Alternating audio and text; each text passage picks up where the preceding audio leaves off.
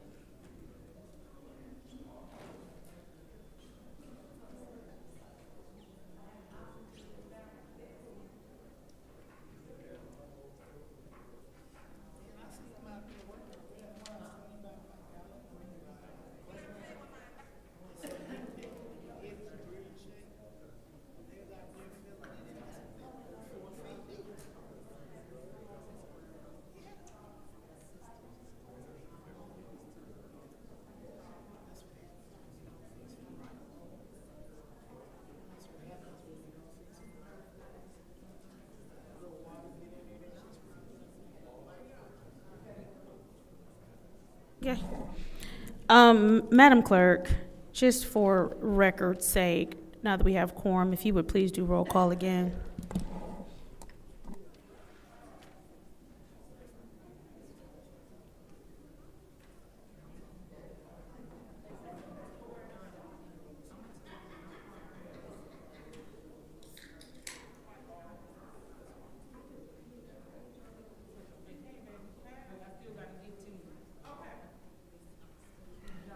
Okay, it is 4:41 p.m.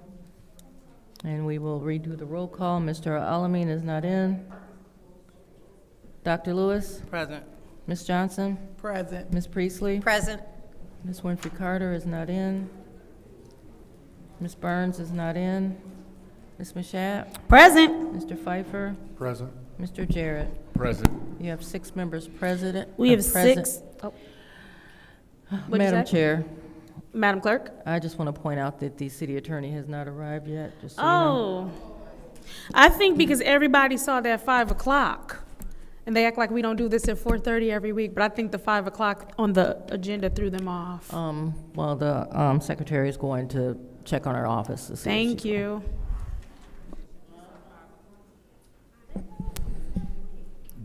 Point of order. Do we need the city attorney for public speaking? For public speaking? No? Mis- No? All right, so it is now time for the reading of the disorderly person city code subsection. Any person that persists in disrupting this meeting will be in violation of Flint City Code Section 31-10, disorderly conduct, assault and battery, and disorderly persons, and will be subject to arrest for a misdemeanor. Any person who prevents the peaceful and orderly conduct of any meeting will be given 1 warning. If they persist in disrupting the meeting, that individual will be subject to arrest. Violators will be removed from the meeting. Are there any requests for agenda changes and/or additions? Madam Chair, Madam Clerk? just for the record, I want to make a note for the minutes that the start time for special affairs is 4:30, and there's a typo on the agenda that says 5 p.m. Thank you for that note.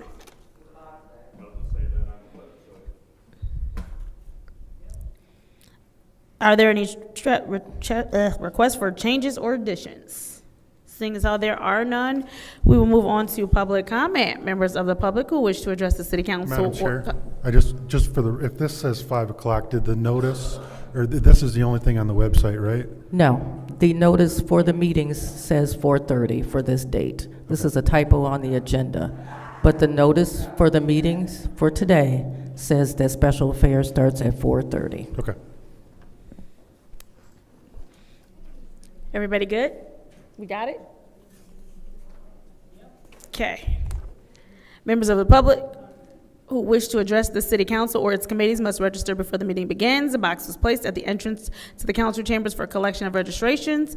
No additional speakers or slips will be accepted after the meeting begins. Members of the public shall have no more than 3 minutes per speaker during public comment, with only 1 speaking opportunity per speaker. First public speaker, Madam Clerk. First speaker is R.L. Mitchell.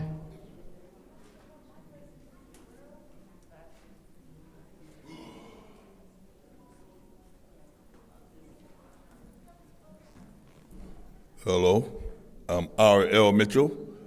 For the record, Happy New Year, everybody in New York. Hey, New York, y'all down there, we Flintstones is on the porch, and it's plenty of room on the porch for you people to get on too, because we are getting our poisoning money, everybody in Flint, $20,000 apiece, and I just heard from Mr. Moore, we got $14 million left at the stimulus money, and that's enough for everybody in, with 85,000 people in Flint, everybody can at least get $20,000. So New York, stay tuned and see how we gon'. And another thing, and thanks to our Eagles came and redeemed my house, 3512 Mildred Street, because my house used to be a club, and there was a waterfall running down there for 15 years, and I got the biggest water bill in Flint. But I had to to put on the radio to keep from hearing that running water under my basement for Dolores, a sanctified woman, to play the gospel all for 15 years, but I found out my roof was bad. The landlord, well, I had a slum landlord and didn't know it. I got on my roof, and he told my payee to keep this, my father's my payee, keep the sun off my roof. And I called the inspector. The inspector said, this house is condemned. But then they say it's got black mold in it too. Thanks to Eagle, it is right down the street from Burson Field House. Every time, and always try to keep me out from getting the money. But they say some of them getting it by, you got to have your cell phones and stuff and all that technology stuff, and they want somebody to fight and kill the rest of them off where they won't get the money. Like, you know, like we ain't like Donald Trump. He done to them dope boys, blast them out of the water, then got their president and put him in New York right in his front yard, the president and his wife, in Brooklyn, New York at that.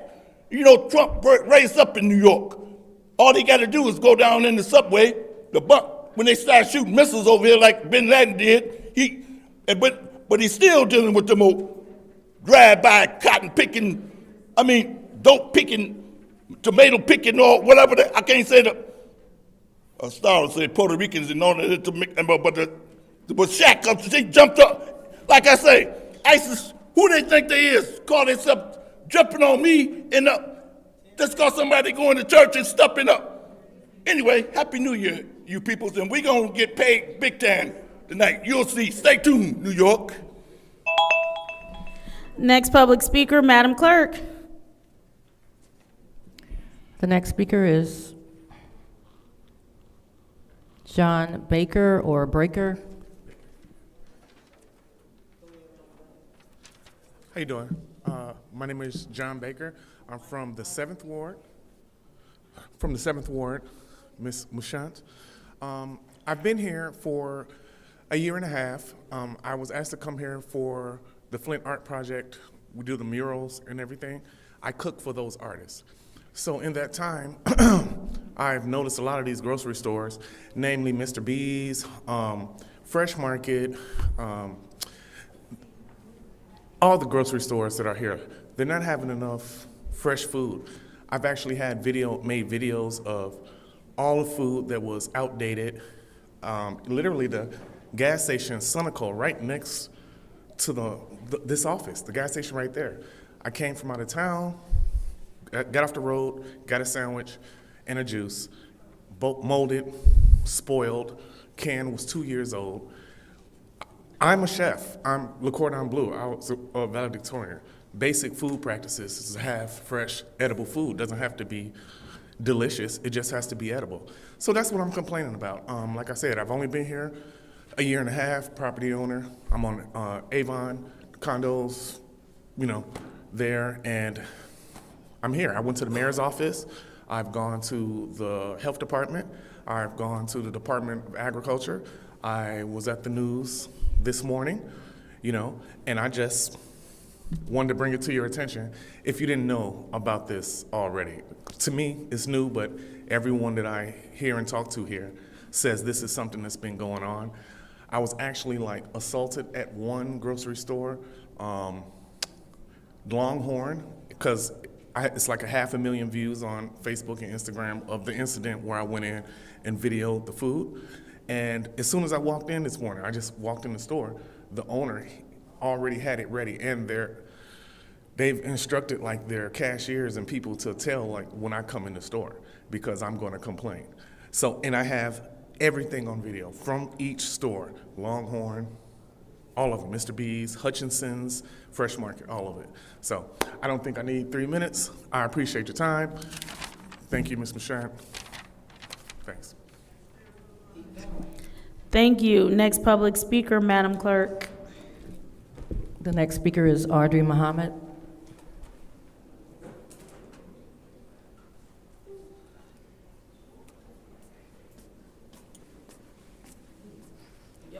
Audrey Muhammad, resident of the 2nd Ward. A couple things I want to talk about. I went back to the website. It does say 5 o'clock for the meeting. And that's on that paper. It says 5 o'clock, so if you looked on there to try to find out what the agenda was for today, it says 5 o'clock. I called down here and asked, when does the first meeting start? And I was told 5 o'clock from the clerk's office. I talked to Gloria earlier today. So something just said in my head, in my mind, we ain't living in the land of trickery and lies. And you should probably get down there early enough, so I was here before 4:30 to be able to come in and sign in. But they did. That's 2 places that I saw it saying 5 o'clock. The ballot, that box back there was removed. That is not fair. We have to start getting more people. And I'm gonna be honest, you ain't started the clock yet, Davina. The clock is still sitting at 3 minutes. I'm just being honest.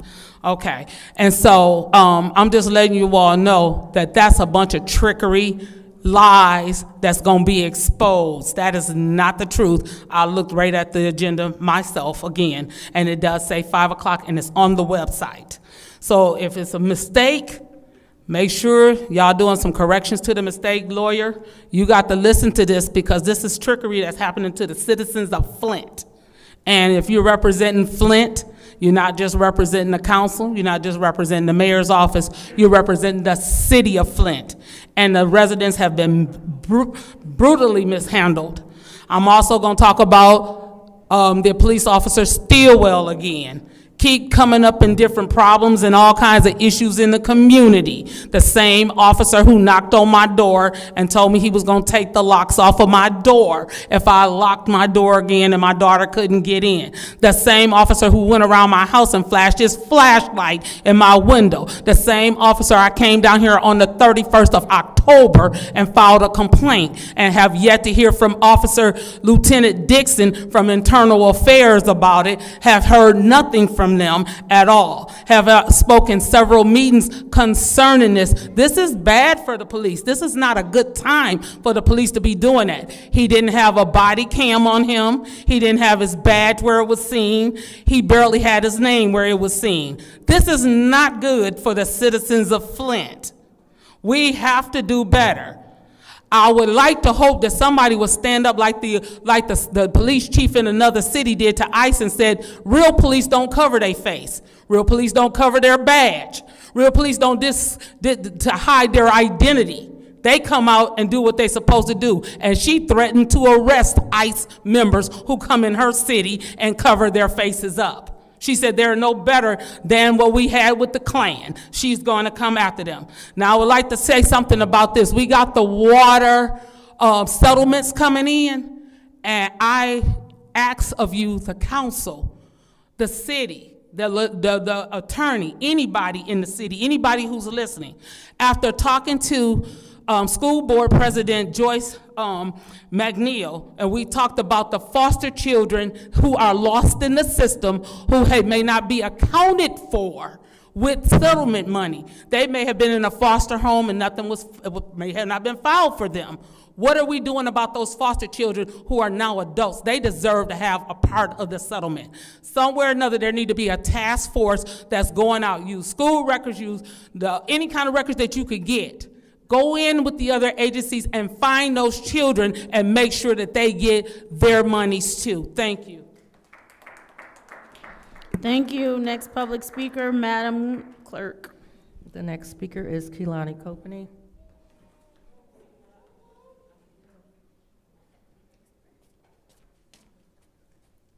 One, two, three, all eyes on me. I'm Keelani Copany, and I'm 13 years old, and I am your council kindergarten teacher. It's a new year, and it's time for a big review of the basic rules you should have learned in kindergarten. But for some reason, some of you are just not grasping the concept. It's okay. I'm still here to offer support and guidance. 1, treat others the way you would like to be treated. It's not nice to roll your eyes when someone else has the floor. It's also not nice to taunt residents when they have the floor, when they are sitting in their seats, or anywhere else you may encounter them. 2, when someone is speaking, listen to them and give them your full attention. That means not looking down at your phone, having conversations under the table, stopping to tie your shoes, stopping to wander around like you're lost, and stopping to take a nap. 3, your tone means just as much as what you're trying to say. You can have good intentions in what you are saying, but the way you say it and the tone of your voice makes all the difference in how you are perceived and if people understand what you are trying to say or if they feel you are attacking them. Your tone and choice of words can cause chaos or it can cause community and solutions. 4. Don't tell lies. 5. No bullying means no bullying. No bullying in the council chambers, no bullying in this building, no bullying in the streets, and no bullying on the internet.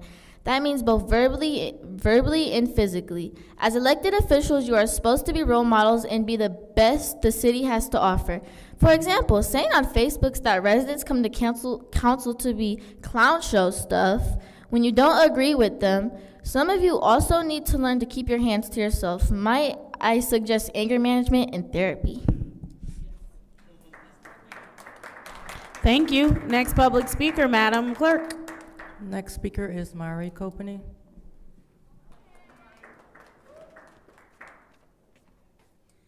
Happy New Year. I got a few things to address today. I know it seems like Flint is in its own bubble and we think the issues we see nationally don't affect us locally, but it does. We have seen the chaos ICE has caused over the past week. We know they are here, and with the directive from Vance that they have absolute immunity, we are witnessing their cruel behavior escalating by the minute. What is the plan to keep those most vulnerable in our community safe from these domestic terrorists? Next, it's time to focus on a violence prevention plan. The new year has brought the same violence we keep seeing in our city. It took 27 minutes for the first shooting of 2026 to be reported. And we are also seeing a spike in teenagers and young adults stealing cars. We need to work on something to stop this because it's only a matter of time before these young people end up as a statistic because someone shoots them. We need a plan that involves everyone from the parents to the youth.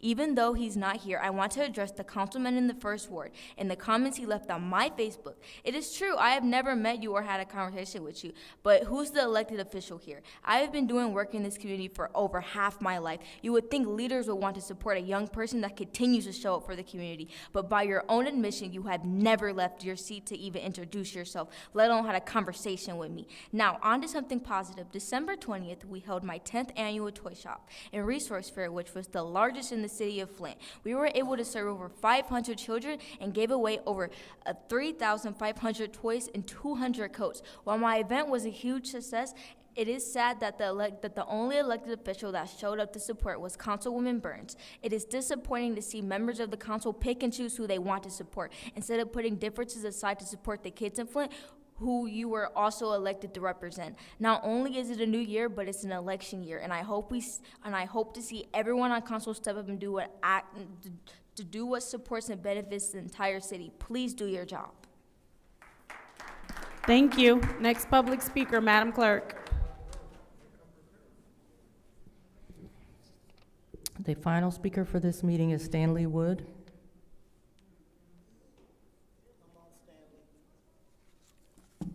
It's not fair to follow those two. But really, I should wait a minute until the start of the meeting actually starts. Like Sister Audrey, as soon as Davina said, oh, it was right on the website, I went straight to the website, and sure enough, it's 5 o'clock. So we've started a half hour early, so we've took the box a half hour early. And nothing will be done about it. We know that. I just wanted to bring it to the attention. Resolution 250414, the amendment to Chapter 35, the personnel, giving them these extra paid holidays. I think it's fiscally irresponsible, in my opinion. If we didn't have the ARPA money to keep bailing us out, we'd be under control by the state again, and I think it's coming to that. And remember, this resolution just starts the process for these people. Don't forget the unions are coming, and they're going to want the same thing. And it's going to be more money we got to put out that we don't have. I want to give a shout out to Dustin. I know a lot of you know who he is. Allegedly, he took his own life on the 5th of January. I personally think he was probably suicided by somebody else. He's exposing a lot of corruption in the Genesee County Sheriff's Department and in the city of Flint. It just kind of surprises me. This is a guy that lived for his daughters. I don't see him doing nothing like that. Last thing, Color Law Coalition. If anybody wants to join or help out, we're always looking for more people. And I'm gonna cut it short today. Thank you. You said that was the final public speaker, correct, Madam Clerk? That's correct. Seeing as how that was the final public speaker, I do want to go on to I council. was here before 5 o'clock. I was here before 5 o'clock, and everything. Mr. that y'all- Jones, I'm Mr. Jones, not that's gonna get fine. in We're trouble. going to I'm finna address sit it. down. We're Okay. going to address it. Have a seat. Madam Clerk, you said that was the final public speaker, correct? That's correct. All right. Seeing as how that is the final public speaker, it is now time for a council response. Madam Chair, Council members, we're going to correct it. We got to get through this Madam- part so she Madam can Chair. correct it. Yes, I Council. make a motion to allow any speaker that got here before 5 o'clock to have their 3 minutes, and I so move. We can't because our meeting time was posted correctly. The agenda was wrong. Madam Chair, Go ahead. Our time was what posted I correctly. The stated agenda was was that wrong. the public notice has the correct time. Correct. The public notice, the agenda does not, because it's a mistake on the agenda, which is a document for this meeting. The agenda does not tell you what time the meeting starts. The public notice does, and that's what I stated. The public notice on the website says the meeting starts at 4:30. The council rules state that Special Affairs Committee starts at 4:30. Special Affairs has always started at 4:30. The public notice that's out in the hallway states that the meeting starts at 4:30. This is a typographical error on this agenda that was not caught. This meeting was posted to begin at 4:30.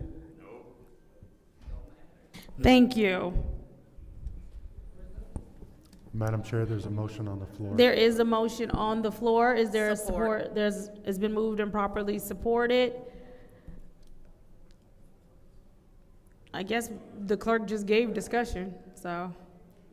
Is there anyone else who wishes to speak right now? I know it's a motion, so we have to discuss. Madam Chair. Councilman. And Madam Clerk, I don't disagree with you, but there is definitely some ambiguity. And if somebody didn't see the notice and looked at the agenda, to me, there isn't that many people here that probably want to speak, that haven't spoken. And we're here to hear the residents anyway, so if there wasn't ambiguity, obviously we wouldn't have to do this, but there is, so let's just address it. Let's take the extra 9-12 minutes it's gonna do, and then let's move forward so that we don't get accused of silencing anyone. It's not worth it. Let's hear from the residents. They came out, so let's hear from them. Thank you. Anyone else who wishes to speak?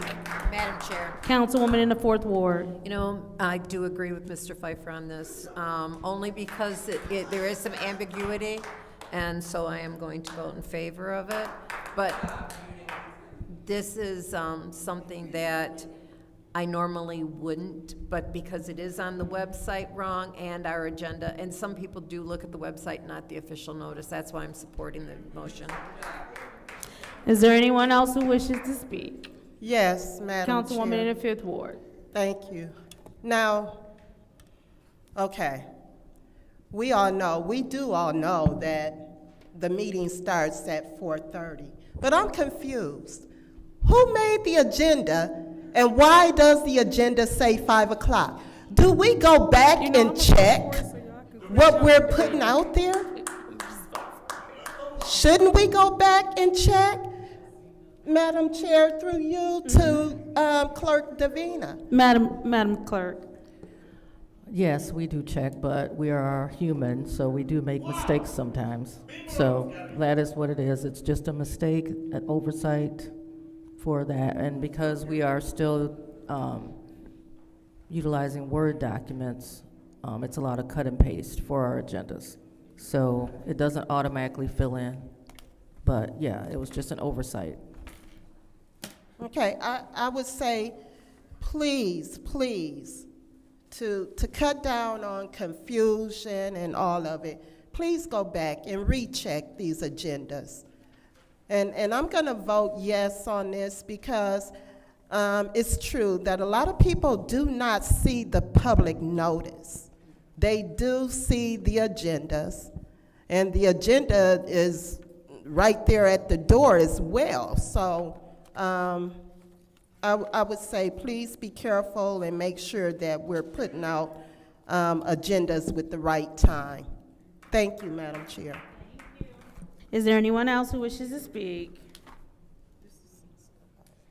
All right, seeing as how there's no one else who wishes to speak, I will go ahead and take some time. I do want to point out, in all this time, we've had how many agenda clerical mishaps when it comes to time? I mean, this is obviously a rare occurrence. This has never happened. And so, while I understand that it's confusion, I also want us to give the clerk and her staff some grace. This wasn't anything purposely done. Again, the time is posted. We meet 4:30 every week or every other week for special affairs. There was nothing of ill intent on her end.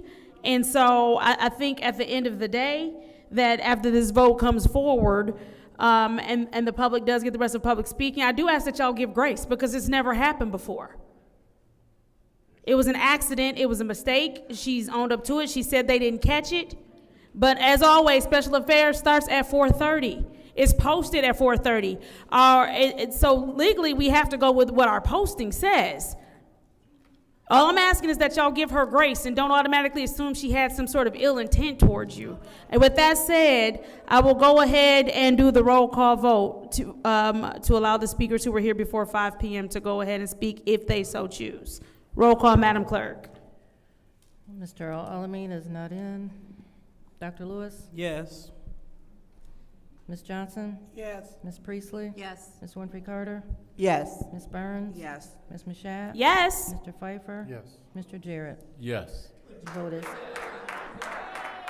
What was the count? the vote is 8 yes, 0 no. The vote is 8 yes, 0 no. We will go ahead and just ask you all to line up.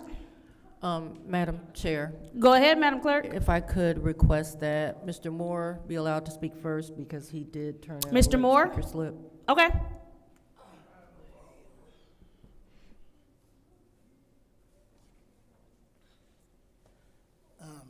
James Moore, Second Ward. I just want to say thank you for the 8 votes that came through yes. And one of these days, y'all gonna come down here and hopefully so all 8 will be no, which will be something new for the new year. You know, sorry to the clerk for all of the paper mix up, but you know, our city attorney was late and nobody said anything about her in that nice red jacket. But I thought that I would point it out. It's kind of like a stoplight, but we're gonna make it green. It's all good. You know, and hopefully so the next week when we come up, you know, y'all can keep up the good work since this is a year to vote on. Y'all can keep coming up with some yes votes or some all no votes. It won't hurt our feelings none. And I thank the residents for coming out tonight. And before my 11 minutes get up, I'm gonna just say early, talk to you later. Thank you. Next public speaker, Rich Jones.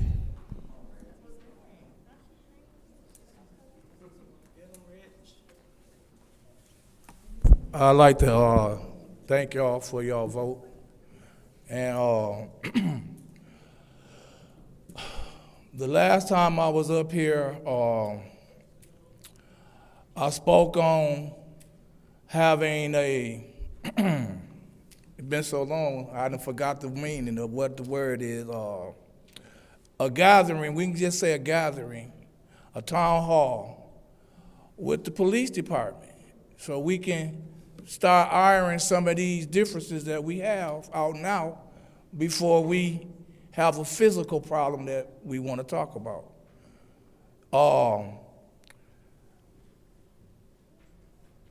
It's been said for years that our police officers supposed to have body cams on. Too many incidents coming up involving police officers with no body cams. Please do something about that if you can. if you can. Some of y'all, it's y'all last couple of meetings on city council. Go out with a bang. I want to take the rest of this time to reach out to the citizens of Flint, especially those 800-plus citizens that signed that Harper funds where they want to help with their homes and some great business ideas, that the money's gone. Ain't none of it went towards that. I encourage those people to start showing up at city council, to start showing up at community events, to stage protests on your own. You gotta stop letting people stand up and get ignored on your behalf, because that's exactly what be happening up here. When the ideal came up to stabilize the water fund and zero balance every citizen's of Flint water bill, never was a discussion. Never was a discussion.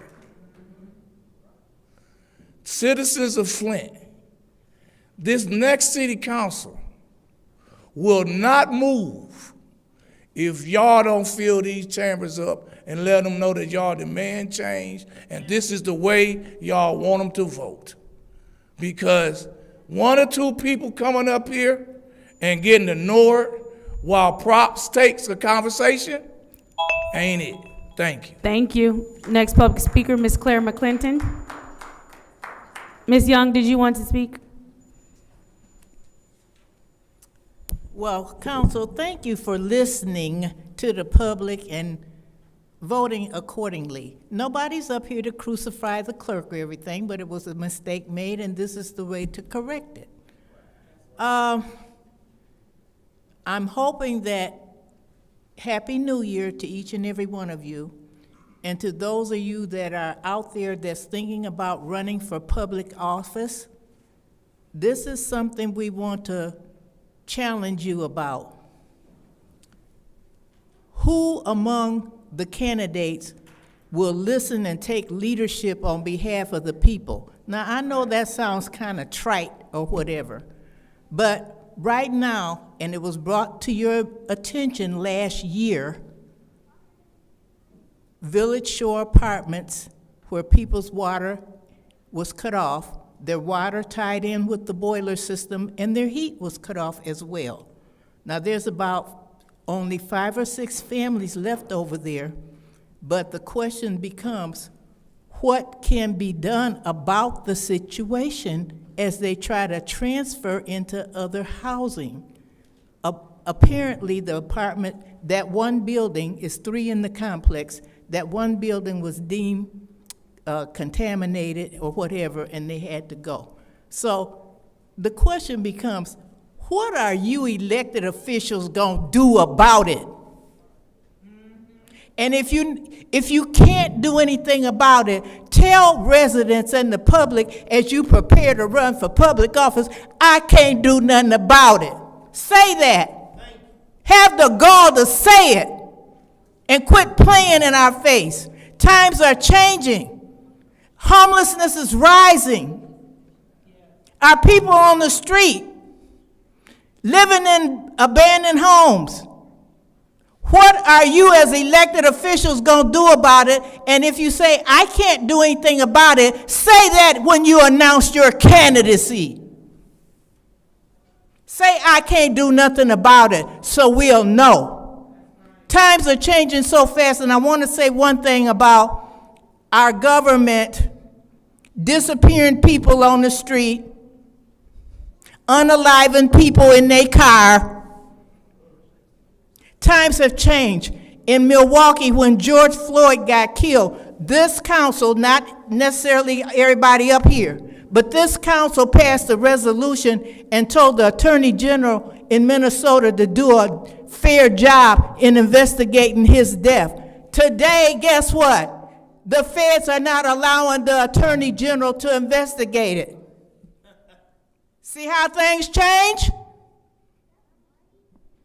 So we need some bold leadership, and we need people that's got answers and solve problems. Thank you. Thank you. Next public speaker, Ms. Michelle Young. Good evening. I just want to say thank you for allowing the additional speakers to speak. Yes, it was posted, but when you receive an email saying that the agenda was at 5 o'clock, that's what people go by. I don't look at the posting. I have enough schedule of my own to look at. I'm not looking on the wall. I look at the email that I get that's supposed to communicate to me. But what we can do is we can hold the city officials accountable, because these meeting times are on here all the time, and I hear several people ask, is there somebody speaking on behalf? And nobody's here as a city employee. So you can't expect the public to do better than the city officials, and this is part of their jobs to do that. So just reminder about that. Please give us grace as well. And again, I appreciate what you guys did for the vote. Madam Chair, I know last week I talked to you about the DDA, and what I was asking was, can they put the information on the DDA site so that it's public knowledge as far as what time you don't have to pay anymore? If there's a city council meeting, what time can we start parking for free? And it was something else. I can't remember what it is. But if they could put that on their site as well, and let them know that 30-minute grace period or whatever for doing city business out in the front is free. Second thing I would like to talk about, Mr. Pfeiffer, Councilman Pfeiffer. I know last week you were talking to the gentleman about the software that was coming up. I thought I heard him say that this software will help reduce the amount of time that is actually a person going to a home turning water on and off. And the young lady also said it would save time on her reports. So what I would like to know, if it's saving all of this time, and I know those are two different jobs probably, are we able to eliminate a job to get something back, money back to the citizens so we're not paying so much? Second question is, do they have a backup plan for if that software goes down? What is their backup plan? Because water is important in Flint. It's important everywhere, but really in Flint. So I would like to know what their backup plan is if that software gets messed up, whatever. So please, you guys, can you ask those questions of the city employees before you agree to that? I would hope there is a backup plan, and I think that's it for this go-round. Thank you. Thank you. Is there anyone else who wishes to address the council at this time? Thank you. Seeing as how there's no one else who wishes to address the council at this time, we can now move on to council response. Council members wishing to respond to public speakers may respond once to all public speakers only after all public speakers have spoken, and individual council members' response shall be limited to 2 minutes. Is there anyone who wishes to speak during council response? Madam Chair. Councilwoman in the 6th Ward. Thank you. I want to say I am happy to see all 8 of us vote unanimously to approve and to extend grace to public speakers who were here because of a minor issue, which was clearly a typo error on the clerk's and her staff's behalf. I will say that. I will not be able to speak to everything. Mari, you do a heck of a job for that, and your mother and family and friends went for your Christmas event. I was completely, it's spectacular, let me say that. And you are worthy of us giving your support and more support. So I hope next year you call me and say, or any event, hey, Councilwoman Burns, I need you to volunteer because I'm there for you. It was so amazing with what you did, and all of you right here who were there. And y'all need to stand up and give yourselves a hand. The moms, Miss Terry, Lulu, y'all are awesome. Those children left out of that building with garbage bags full of toys. I mean, if you went to that event, you were blessed. And so I want to acknowledge that. And I do want to say, Audrey, Sister Muhammad, you need to email Chief Green, tgreen@cityofflint.com, because he's over that. So that's who you need to contact, and I will contact him also. In regards to Village Shores, Ms. Claire McClinton, I got out of my car with Pastor Thompson met me to take them heaters at Village Shore. They had Building C is condemned. I have spoken with the public health navigator. We took them blankets, food, water. I know that Cynthia Haynes has been there. And I know that when we talk about feeding the community, the color of law within one, the ladies and the one gentleman have been out here feeding the people for free. And we buy coats for free. I didn't take money. I didn't get gifts for my children because I took that money and said, buy the homeless coats. I want them warm. And so when I work with a group of selfless people, we all need to do that. Thank you. Is there anyone else who wishes to speak during council response? Madam Chair. Councilwoman in the second ward. Thank you. So I would like to address Ms. Muhammad. I know she spoke about wards of the state, and the special master, she especially put that in her correspondence to council, and I will read it to you, and I can provide it to you as well. It says, what happens to funds put away for children that are wards of the state? Children who are wards of the state or were wards of the state during the Flint water crisis are treated the same as all other children under the terms of the settlement. Children receive payments if they have a legal representative and if they meet the eligibility terms of the settlement. Children who are wards of the state will receive their payments through their legal representative. The court issued an order that allows family members other than parents to be accepted as legal representatives of children. Guardians are also accepted as legal representatives. In addition, the Genesee County Probate Court has appointed guardians representatives for over 200 children in the settlement. Parents who have had their parental rights terminated by a court are not authorized to act on behalf of the child. So if you would like to see that in person, I can definitely send that to you. So hopefully that answers some of your question. Thank you, Madam Chair. Is there anyone else who wishes to speak during council response? Seeing as how there's no one else who wishes to speak during council response, I will go ahead and take my time. I do want to address a couple of comments. I want to make sure I understood you correctly, Ms. Young. What are you asking to have on the DDA website? Is it, and I can't see you because of the lectern blocking, but are you asking to have the 30-minute grace period added to the website? Okay. All right, we'll get that done. I know that there is also a gentleman here who was here earlier, and he was discussing the several of the grocery stores and them serving expired food.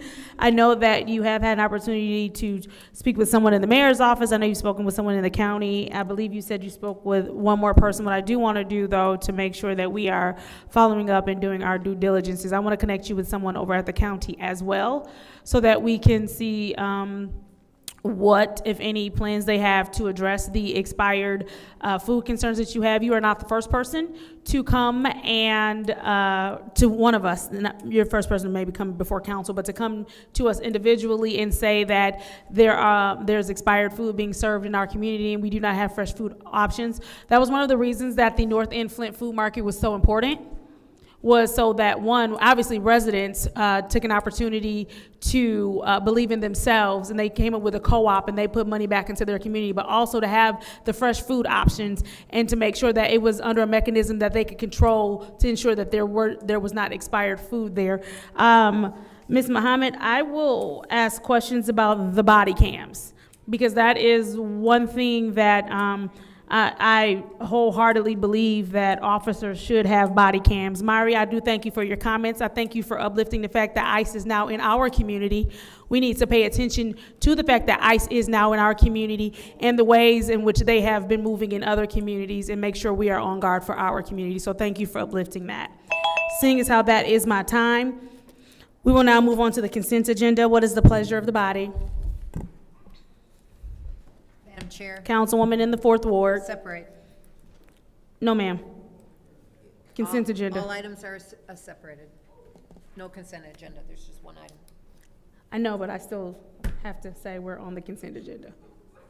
Okay, I motion to approve the consent agenda to council. Thank you. Is there support? Moved and properly supported by the councilman in the eighth grade. Councilman in the eighth ward. Councilman in the eighth ward has moved to also separate the one agenda item that we have. What is the pleasure of the body concerning the one agenda Madam item? Chair. Councilwoman in the sixth ward. I would like to make a motion to leave this in special affairs. There's a motion to leave this item in special affairs. Is there support? Moved and properly supported by the councilman in the eighth ward. Roll call, Madam Clerk. That part. Dr. Lewis? Yes. Ms. Johnson? Yes. Ms. Priestley? Yes. Ms. Winfrey Carter? Yes. Ms. Burns? Yes. Ms. Mashat? Yes. Mr. Pfeiffer? Yes. And then we got Mr. Jarrett? Yes. Mr. Alamin is absent.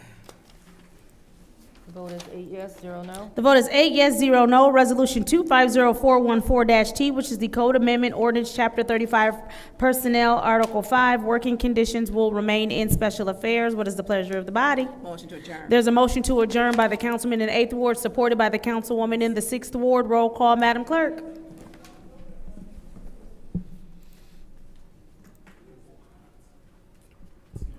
Ms. Johnson?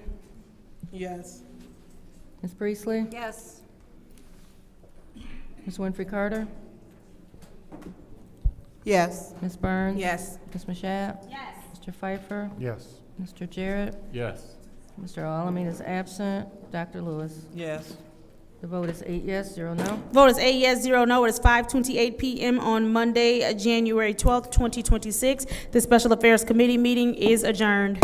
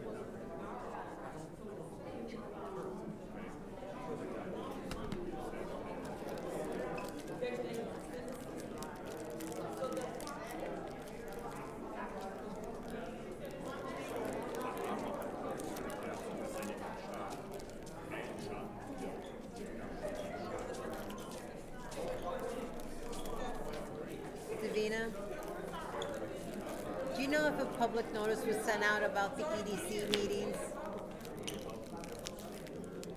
Okay, just wondered. Okay.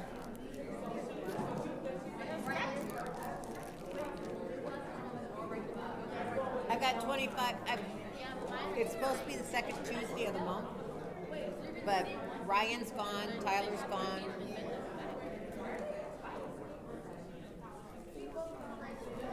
I talked to Ed, he doesn't know anything either. I think I'll email the rest of the board.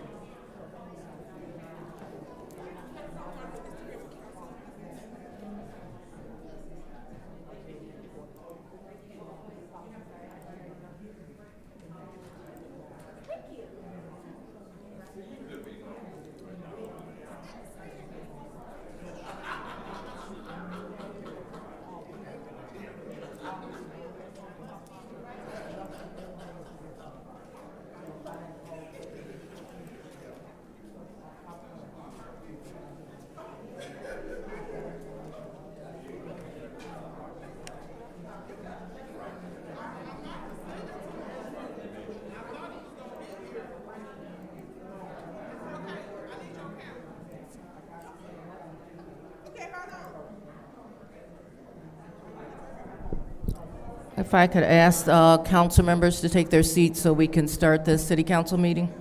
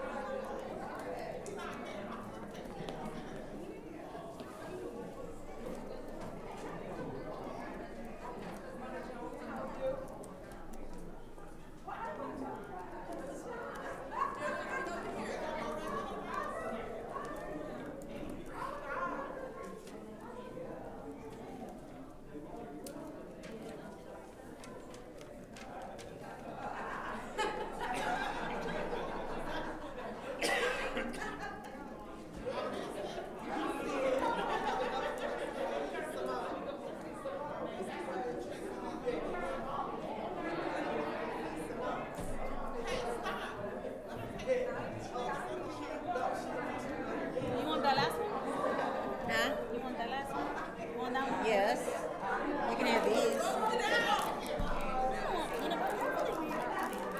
I know. I've got a bunch of those. Dennis, you're not separating anything, are you?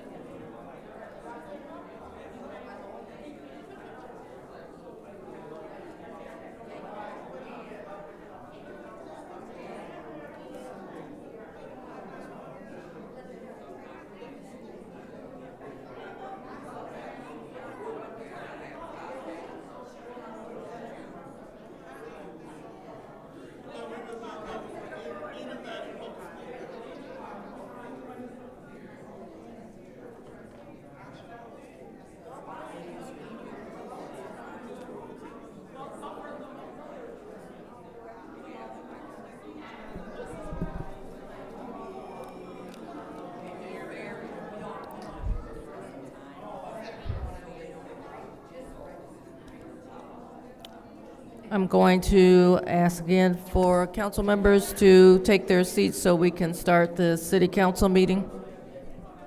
Excuse me, council members in the audience, I don't know if you heard Madam Clerk. She asked if you all could return.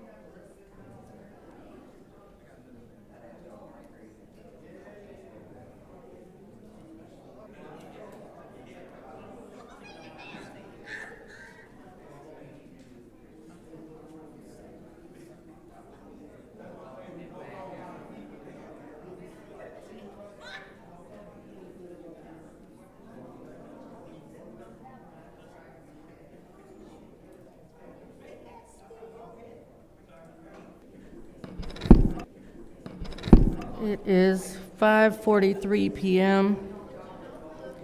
and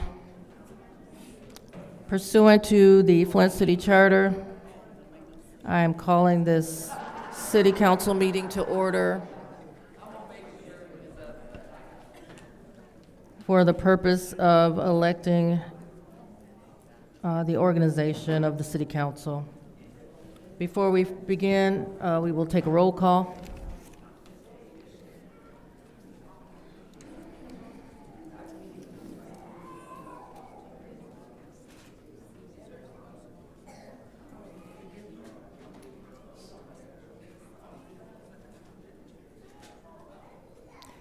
Mr. Alamin is not in. Dr. Lewis? Present. Ms. Johnson? Present. Ms. Priestley? Present. Ms. Winfrey Carter? Present. Ms. Burns? Present. Ms. Mashat? Mr. Pfeiffer? Mr. Jarrett? Present. There are 8 members present. Madam Chair, or Madam Clerk, excuse me. Ms. Priestley?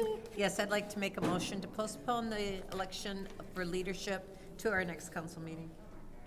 Ms. Priestley has made a motion to postpone the organization of the City Council to the next regularly scheduled City Council meeting, which will be January 26th.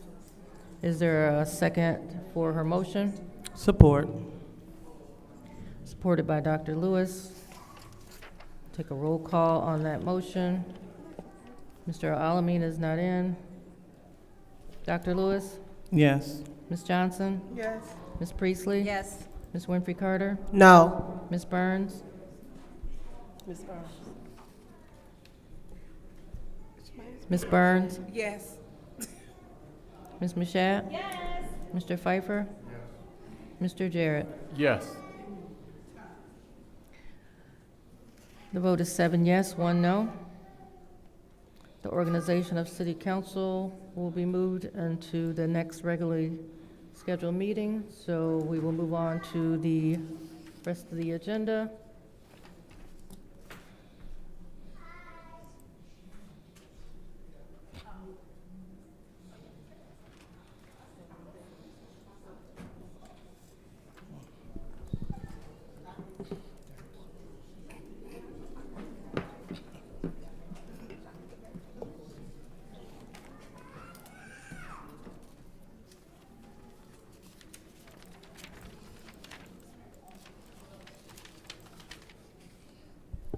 Now it's time for the Pledge of Allegiance. Mr. Pfeiffer, could you please lead us in the Pledge of Allegiance?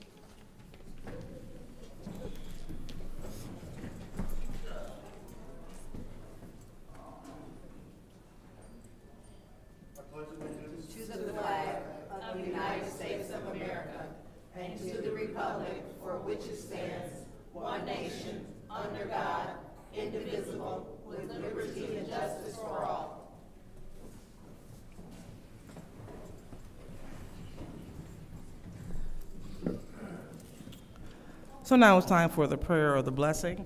But before we do that, we would like to acknowledge anyone that may have transitioned. Anyone have anyone they would like to acknowledge at this time? Yeah. Go ahead. Yes, Madam Chair. Go ahead, Ms. Winfrey Carter. I would like to ask for a moment of special prayer for some bereaved families, for the family of Mrs. Carol Towns, for the family of Mr. Lee Johnson, for the family of Miss Janice Harden, for the family of Mrs. Ella Polk, and of course for the family of Mrs. Judith Nolden. That's All right, thank you. Thank you. Anyone else? Madam Chair, Go ahead, Ms. I would Michelle. like to ask for prayers for the family of Mr. Willie Turner and for Ms. Heather Bernash. All right, anyone else? Madam Chair, Go ahead, Ms. it Burns. is with a heavy heart listening to all of these that in our community, but also to someone who was independent, Dustin Asanovic also. Okay. All right, is there anyone else? I'm sorry, and also to the family, Madam Chair, Go ahead, Ms. Michelle. to the family of Mr. Larry Coney. All right. Is there anyone else? I'm LaShawn Johnson. I'm asking special prayer for me. Madam Chair, I'm sorry. Go ahead, Ms. Johnson. I'm asking for special prayer for me. It's coming up on my daughter's death anniversary. I would like for you guys to keep me in your prayer and pray for me. All right. Anyone else? Well, seeing that there's no one else, we will stop for a moment of silence.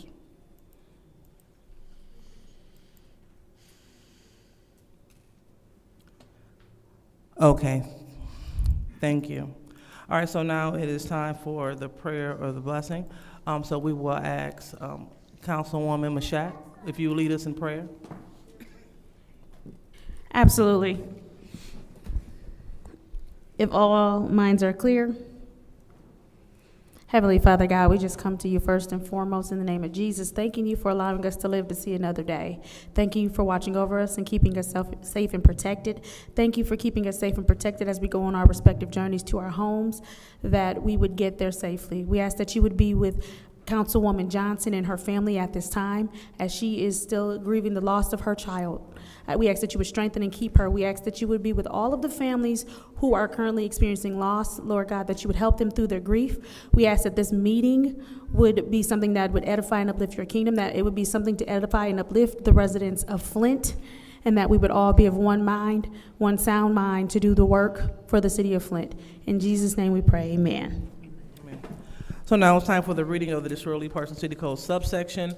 Any person that persists in disrupting this meeting will be in violation of Flint City Code Section 3110, disorderly conduct, assault and battering disorderly persons, and will be subject to arrest for a misdemeanor.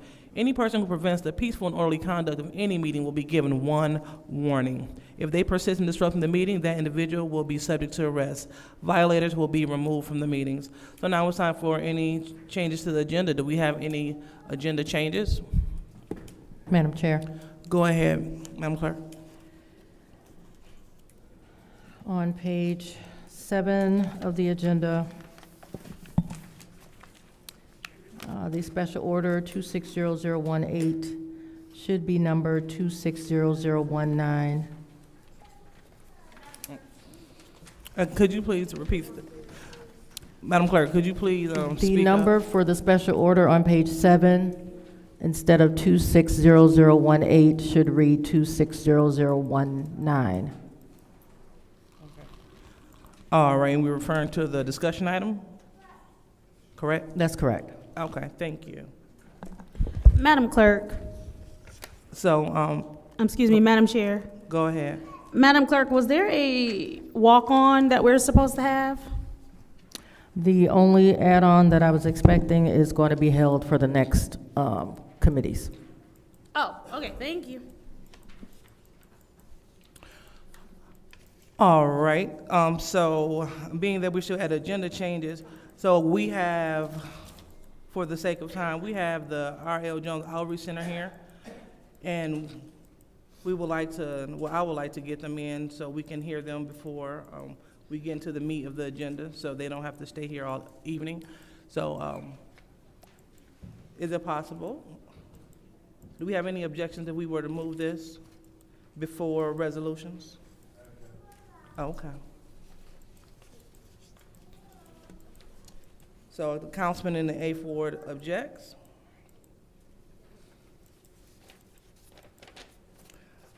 All right, well, we will go on to the first item, which is the public hearing. And the public hearing is for, it's 250413.6, the public hearing, the ordinance number 25413, an ordinance to amend the Flint City Code of Ordinance, Chapter 50 zoning map. And before we go on with the hearing, we would like to get a briefing from the attorney. Good evening, council members. For the public hearing that's on your schedule for this evening, as you stated, it's just an amendment. It has gone through the proper procedure as far as going to the Planning Commission, and they have made a recommendation to approve. Thank you. Okay, thank you so much, Madam Attorney. So now it is time for the public hearing. Madam Clerk? Any member of the public that wishes to address the council for this public hearing will just walk up to the microphone, state your name for the record. You do have to be germane to this public hearing, so you can only speak about this zoning map amendment. So anyone that wishes to address the council would just walk up to the microphone and state their name for the record. Are you through yet, Madam Clerk? Madam Clerk? Madam Clerk? Okay. I'm Ari L. Mitchell. I live at 759 East Linden Avenue. About this zoning situation in Flint. Just like I say, I stayed on 3512 Milton Street, the shortest street in Flint. And Eagles got a way of calling their inspected my house and found black mold, they say, and told me don't take no furniture, nothing that you own in there, leave it in. You don't live here no more. You live on 759 East Linden Avenue now. I went over there. They got a way of zoning peoples out of getting, just before I'm finna get my money situation in that neighborhood where Holy Temple is, on Mildred Street, and they call themselves zoning in Laredo, a 501 Laredo. And now I hear the city clerk talking about it's approved before we even have a public, just like that. Zoning peoples out for the ISIC peoples can check them while you walk in the street to get it before you even get in your new houses. Who are you, where you going, and all that stuff. And you people think it's all right. And then when you check them, beating up an ISIS dude, the whole neighborhood come and help to hold the dude down, get the dude off the ISIS dude, and then ISIS dude get up and put a cap in his head. They did that whole lot down on Lippincott, and they thought it was me. Called my folks, told me, where your sign at? I'm supposed to be grown. Called my mom and daddy. I was on my way to church. The dude called himself walking where I walked, and get black. And the dude and the people's like, his own kin folks don't even much cause a fuss about it. Yeah, like it's normal. But they said, we look into it, Mitchell, don't worry about it. But, like I say, like you say, gonna have Holy Temple here before, but y'all just like, get a Holy Temple all they need, just like you did the Salvation Army. But the Salvation Army gave the money back because they got so much money there, like they too big to accept all that junk. Money ain't nothing in this city. But like I say, I'm still out in these drunken streets of Flint. Why you let them ISIS people take off all the dope money over on St. John? If the rope was lubbied up in Jean, they probably turned over in their grave now. Somebody got to negotiate with them, that white boy and the black boy over there on St. John Street at the road. The only thing left over there. I used to live at 3020 St. John Street, right next to that 5 and 10 cent store when I first come from Georgia. 3 years old. And Lubby Duck, I was the only gang I know. Lubby Duck, he a decent guy in the game, but he was in the house. Anyway, stay tuned, America. My time is running out, and they finna cut somebody else. R.L. Mitchell. Point of order. All right, there's a point of order, the point of order. We have not held the public hearing. That was scheduled before a public comment. You said we have not held a public hearing? Before public comment.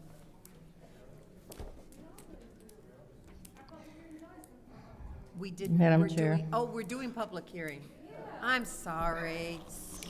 All right, so go ahead, Madam Clerk.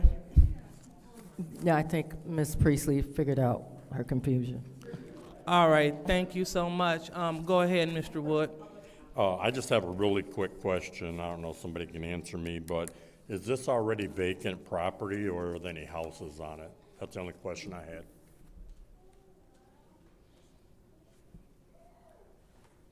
All right, thank you.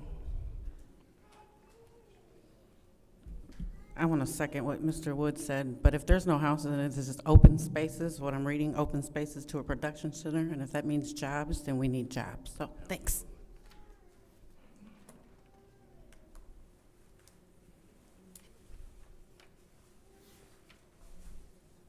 All right, are there any more speakers?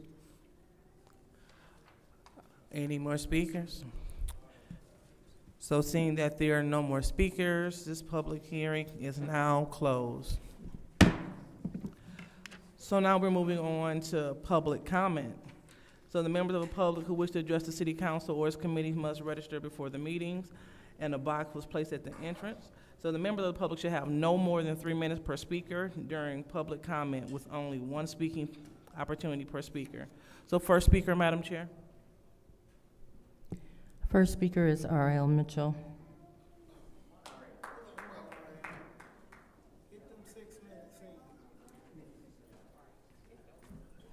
Like I say, I'm R.L. Mitchell. I live at 759 East Linden Street, almost in the graveyard, Graceline. Over there where Jefferson Junior High School, where all them woods at, and all that junk up in them woods. A little, like, I went to see a movie this week, and I was in it, Wicked for Good. But that's the only movie they had showing, but when I seen it, wow, I liked the movie because it looked like my friend. I got friends like Tarzan was tearing that black woman up, boy. Woo-wee, I like that's the pretty, and her sister got the house and a little dog too, Miss Priestley. And then I went back because I'm still feeling homeless. 2 weeks in a row, I went to see a movie. The other one was David. I thought it was for a kid. I was the only one in it. But that was about the Middle East. Like Trump been making way for the king of the universe and kick ass. Oh, I said that. Oh, Mashak, say something. Anyway, boy, I lost my gloves the other day. But anyway, I was about this house situation, like the house is over there by Thread Lake. They say they're going, 2 days after Christmas, they're going to put everybody out. But I hear they done ran away. The slumlet can't find them. So, but the people's in here at least got the places to go. But that's what Flint has become. When you finally check the landlords, they take off and jump on people's payee, and the payee act like you don't know what's going on, and you're still homeless and all that junk with grown folks' money. And like they say, man, you're a grown man. Why you let people take your? People wrote me a $6,000 check over on Miller Road, and then she looked at me and said, "Wait a minute, sir.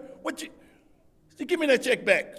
I gave it back. I was going to fix my own roof on Mildred, 3512 Mildred Street. And then the college, Jordan College, did the same thing. Girl, the junkin' wicked people crying, don't know why they cry. I mean, all kind of people from Africa, rubber people, and then blew up the mic. I did, but I don't complain. But anyway, Flint is gotta be dealt with like Trump dealing with Brooklyn, New York, his own neighborhood. Because I was gonna win out. I feel like I'm home alone again for Christmas, and my time is running out. So stay tuned, America. Mitchell, talk. All right, next speaker, Madam Clerk. The next speaker is John Baker.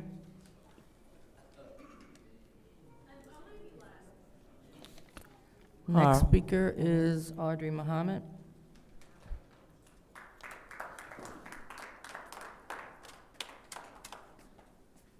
All right, thank you.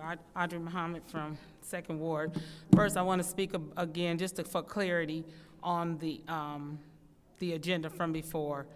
I'll just have to say this, copy, paste, the time shouldn't change when you copy and paste.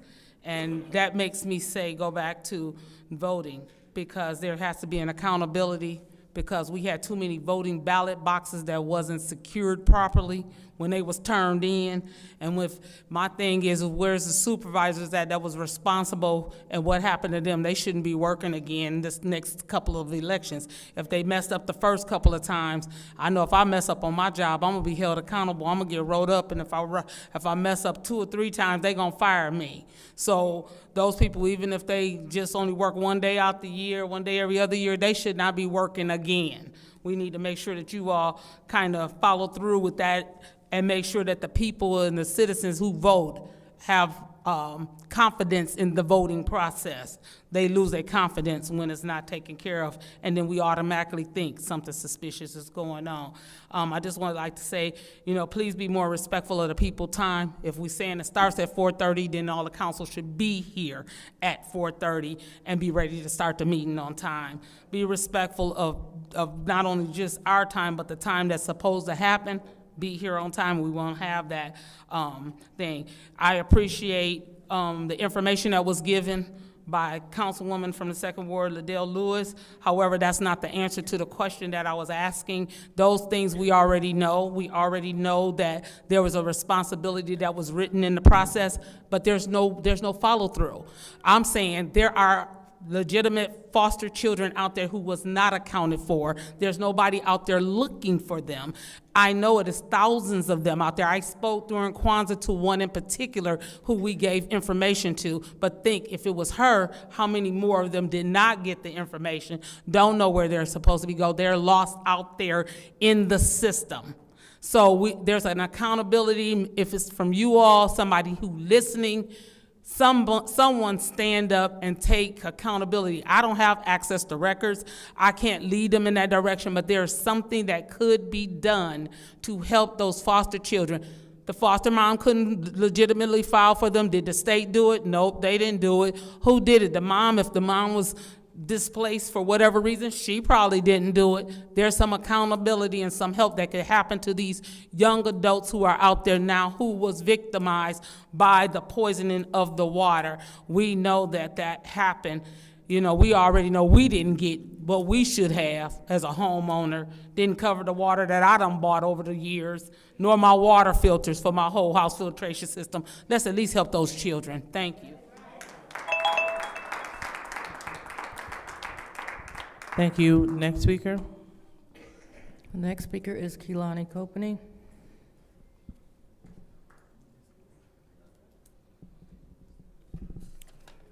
Mari Copany.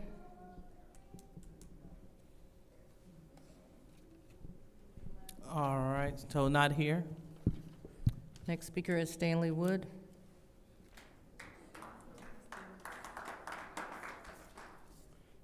Councilwoman Johnson, I want to say I'm praying for you. I know it's a really tough time for you, so I'll pray for you.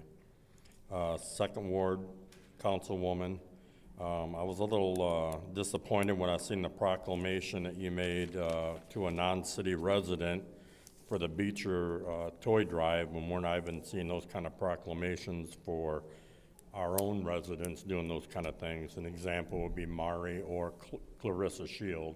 They both had theirs on the same day. I'd like to see something like that.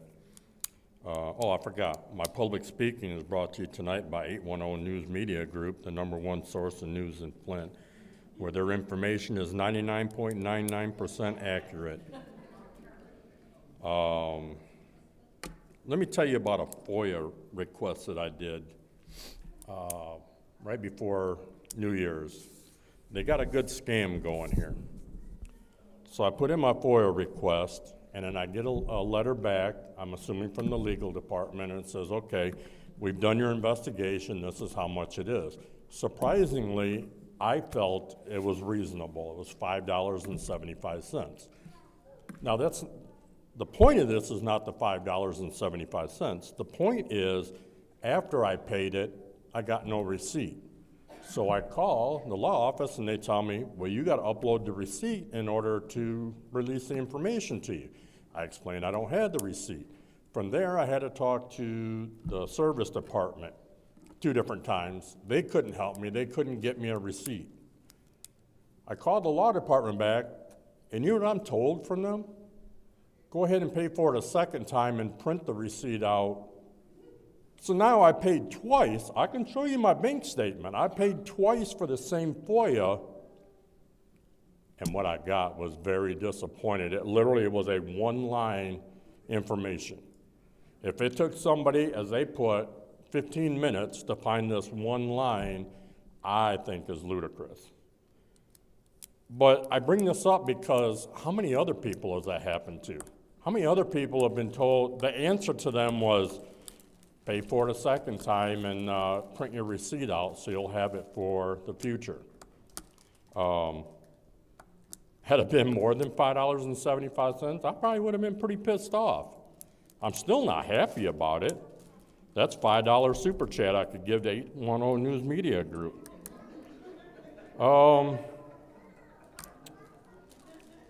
Councilman Pfeiffer, thanks for the motion on the public speaking. I don't have enough time, but there was also another time where the meeting was supposed to start at 5 o'clock and it started at 4:30. I can give more information on it if anybody wants it. Thank you. All right, next speaker, Madam Clerk. Next speaker is James Moore.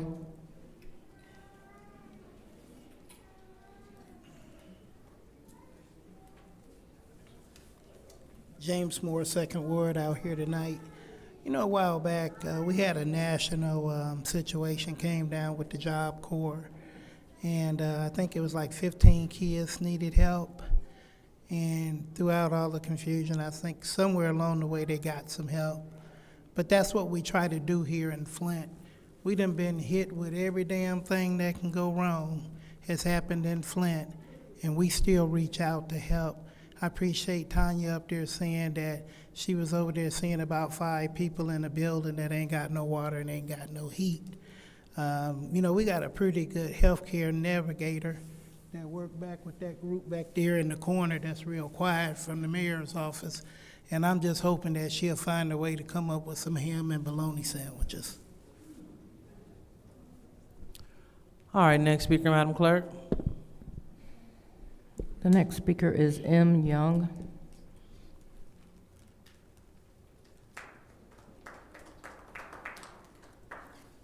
Good evening again.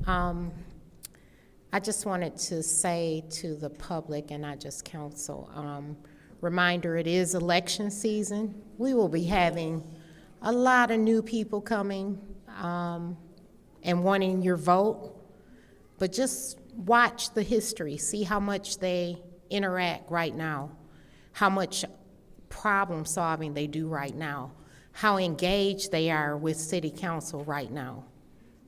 Watch it. Don't vote for somebody who hasn't been engaged with the council or the city and the problems that we have. Second thing, quick question to Councilman Jarrett. If you know anything, since the winter taxes will be coming due, I think in February sometime for the property taxes, are you aware of any programs,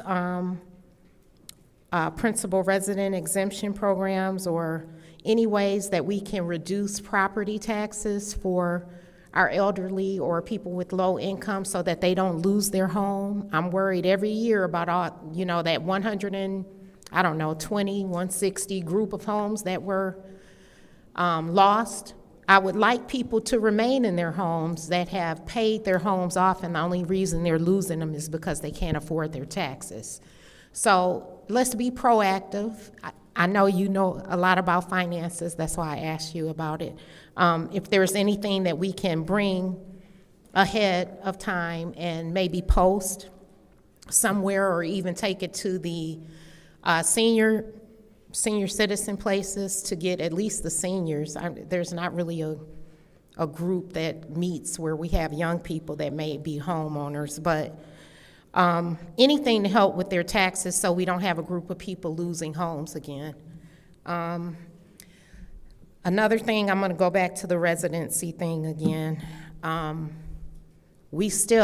I know we talked about it last week, and it was funny. It's only Tanya that has to do it. But residency is a problem for people that represent us.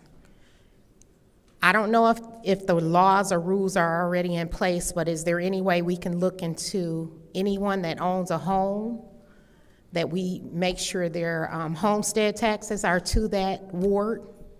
That would be a second check. We just got to get better with this voting process. Also, I would like to ask, can we get an org chart from the city? I know it's been asked 100 times. I would like to have an org chart, please. And we still need the water pipes done. We need an update. How far are they along? Thank you. Next speaker, Madam Clerk. The next speaker is Sandra Jones.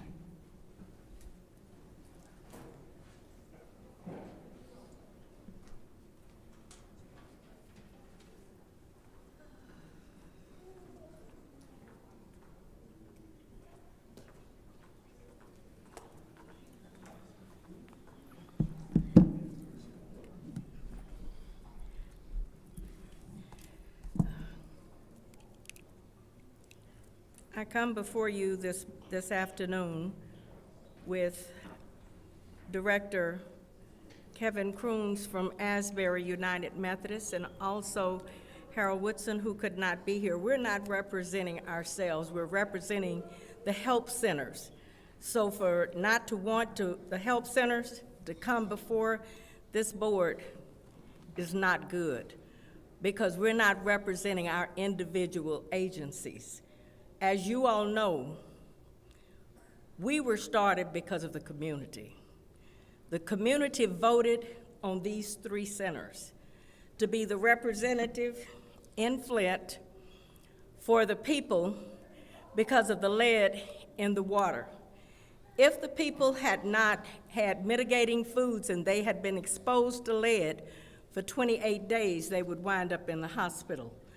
So the community came together at the food bank and voted on Greater Holy Temple, Asbury United Methodist, and Bethel United Methodist. So I'm here tonight with Kevin Kroons, Director, to represent the help centers, because we found out, 2 weeks in December, that the state had cut the funds for the help centers.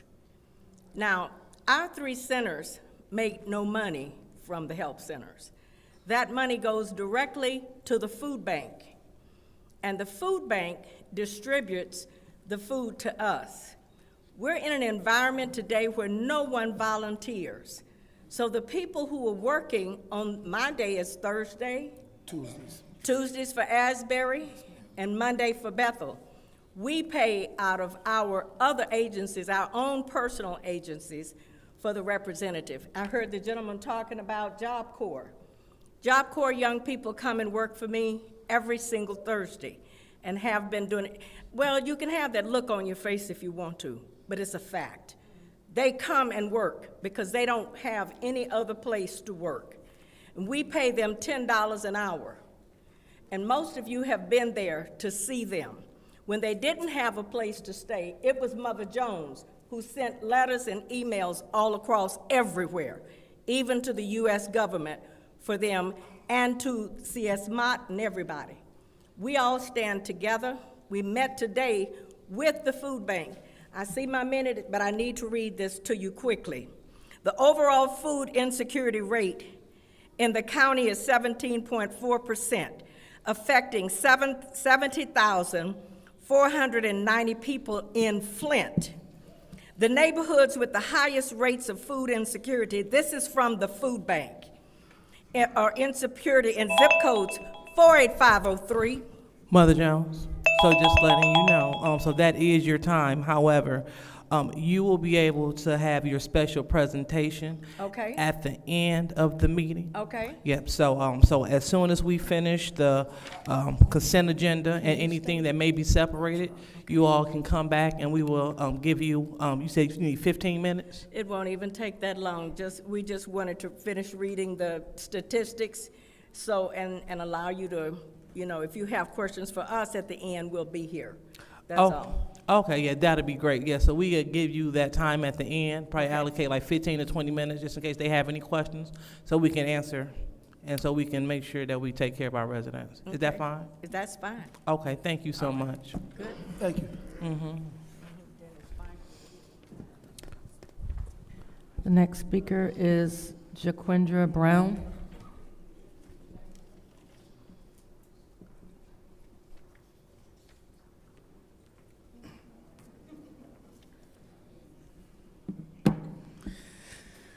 Good afternoon, Council. My name is Jaquindra Brown, and I'm a resident of the 7th Ward. I'm here before Council on a more somber note.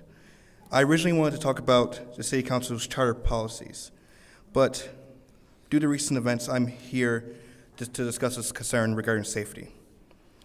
On January 7th, Renee Good, a mother of 3, had her life taken away from her family in Minneapolis by an ICE agent. Later in the week, 2 more people were injured by ICE agents in Portland. And this was not to mention the violent actions taken by DHS or ICE over the last year. I want to make sure that the increased aggression ICE has towards innocent civilians across this country does not take place here. And to do this, I'm asking for 3 specific measures to help ensure that what happened in Minneapolis does not happen here. 1, a resolution that states the City of Flint stands with the immigrant community and condemns the violent actions taken by the ICE agents and DHS in Minneapolis. 2, an ordinance that will hire more lawyers to protect immigrants within and around Flint when they either receive mail or emails by DHS in regards to unlawful deportations, when they go to a court hearing due to potential updates with their immigration status, and also to U.S. citizens who are affected as well. And lastly, an ordinance that will require ICE agents to be unmasked if they plan to perform any operations within the city. We all have families that we love and cherish. No one should be forcefully removed from their loved ones. There are now too many people in our community who fear going to work, who fear going outside because of their status. And I want to make sure that everyone knows that they belong in the city of Flint. I know the council here truly cares about the city and only wants the best for it. And I believe that implementing these policies and these measures would do just that, building solidarity and community by saying that no matter where you were born, if you live in Flint, you are a Flintstone, period. Thank you. Thank you. Next speaker, Madam Clerk. The next speaker is Sarah Houston.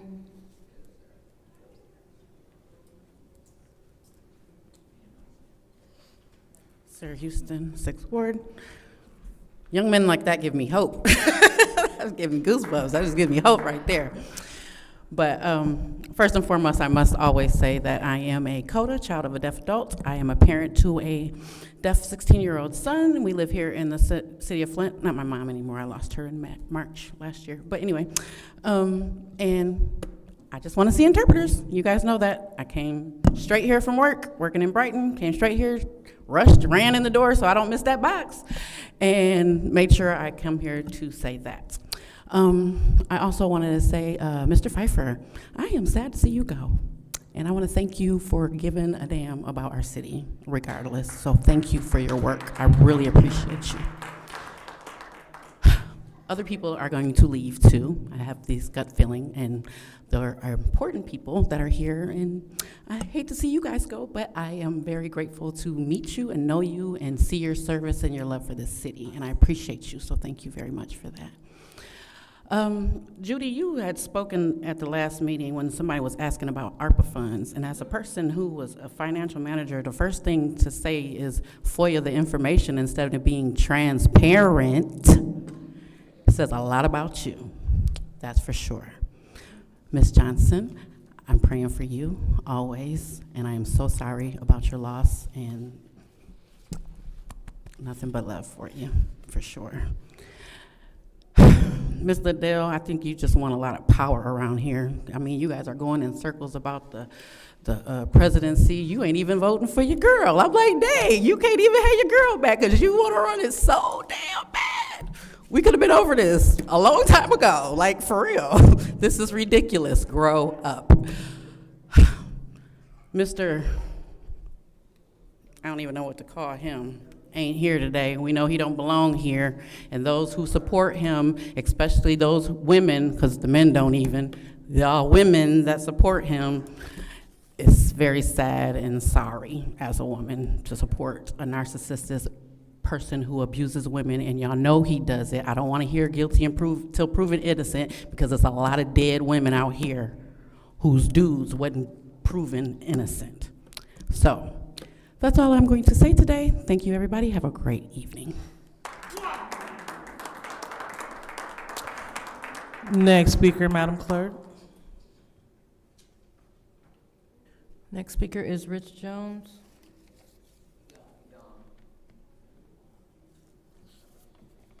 Next speaker is Beverly Biggs Levy.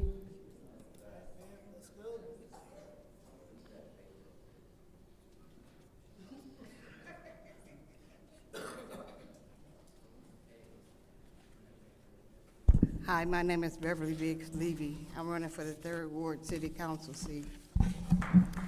I'm here to address, I have some papers. I got a petition paper for the Flint clerk. Davina, you're not doing your job when it comes to the 1st Ward guy. There's no way that he should still be in that seat, and you allowing it, and the state have told you to handle it. They will not handle it. But I do have some petitions that I want, if anybody want one, we want to go out and get petitions to see if we can get Davina to step down, because of the mere fact, if you're not going to do your job, we're going to try to make sure the job is done. There's no way that Leon lived in Mount Morris. He used my address for 1st Ward, because I was under impression that the mayor said use one of your houses.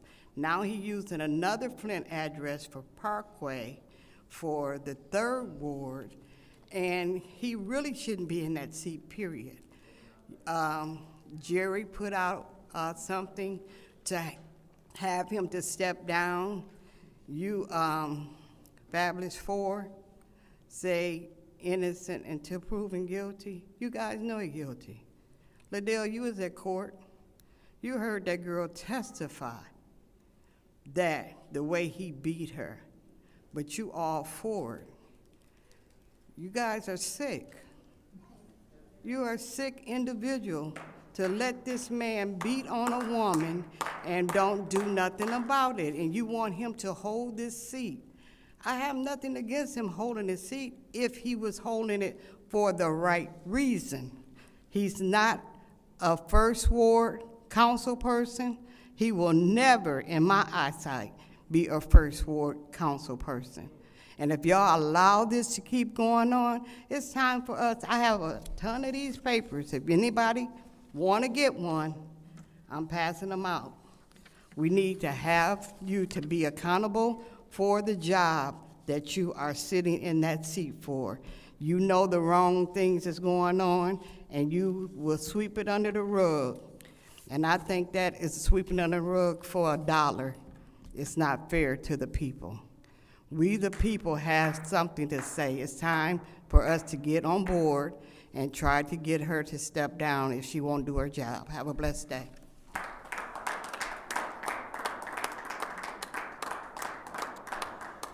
Next public speaker, Madam Clerk. The final speaker for this meeting is Claire McClinton.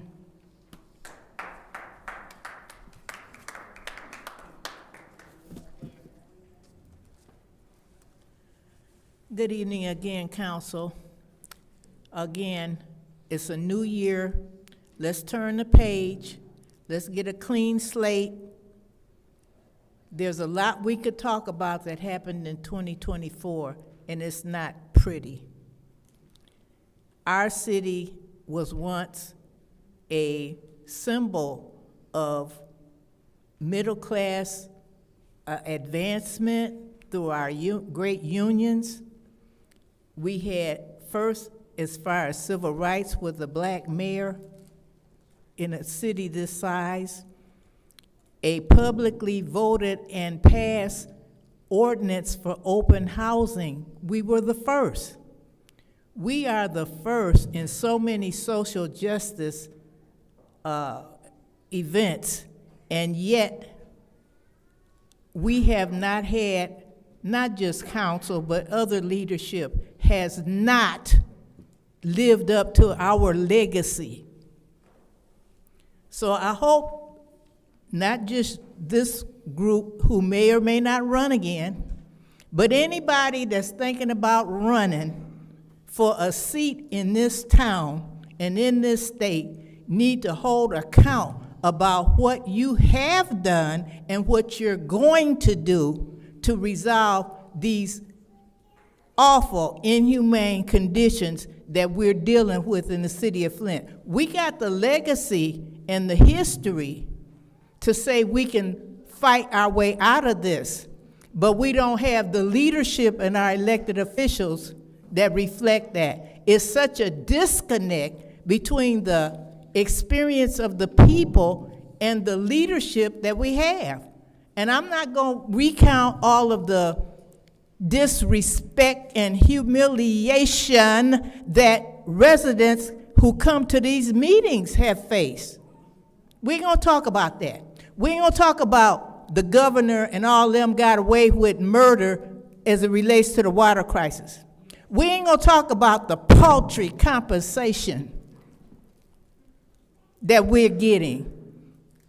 We're not going to talk about the failure to prosecute those responsible. We ain't going to talk about all that. But we've got challenges that's bigger that we have to face.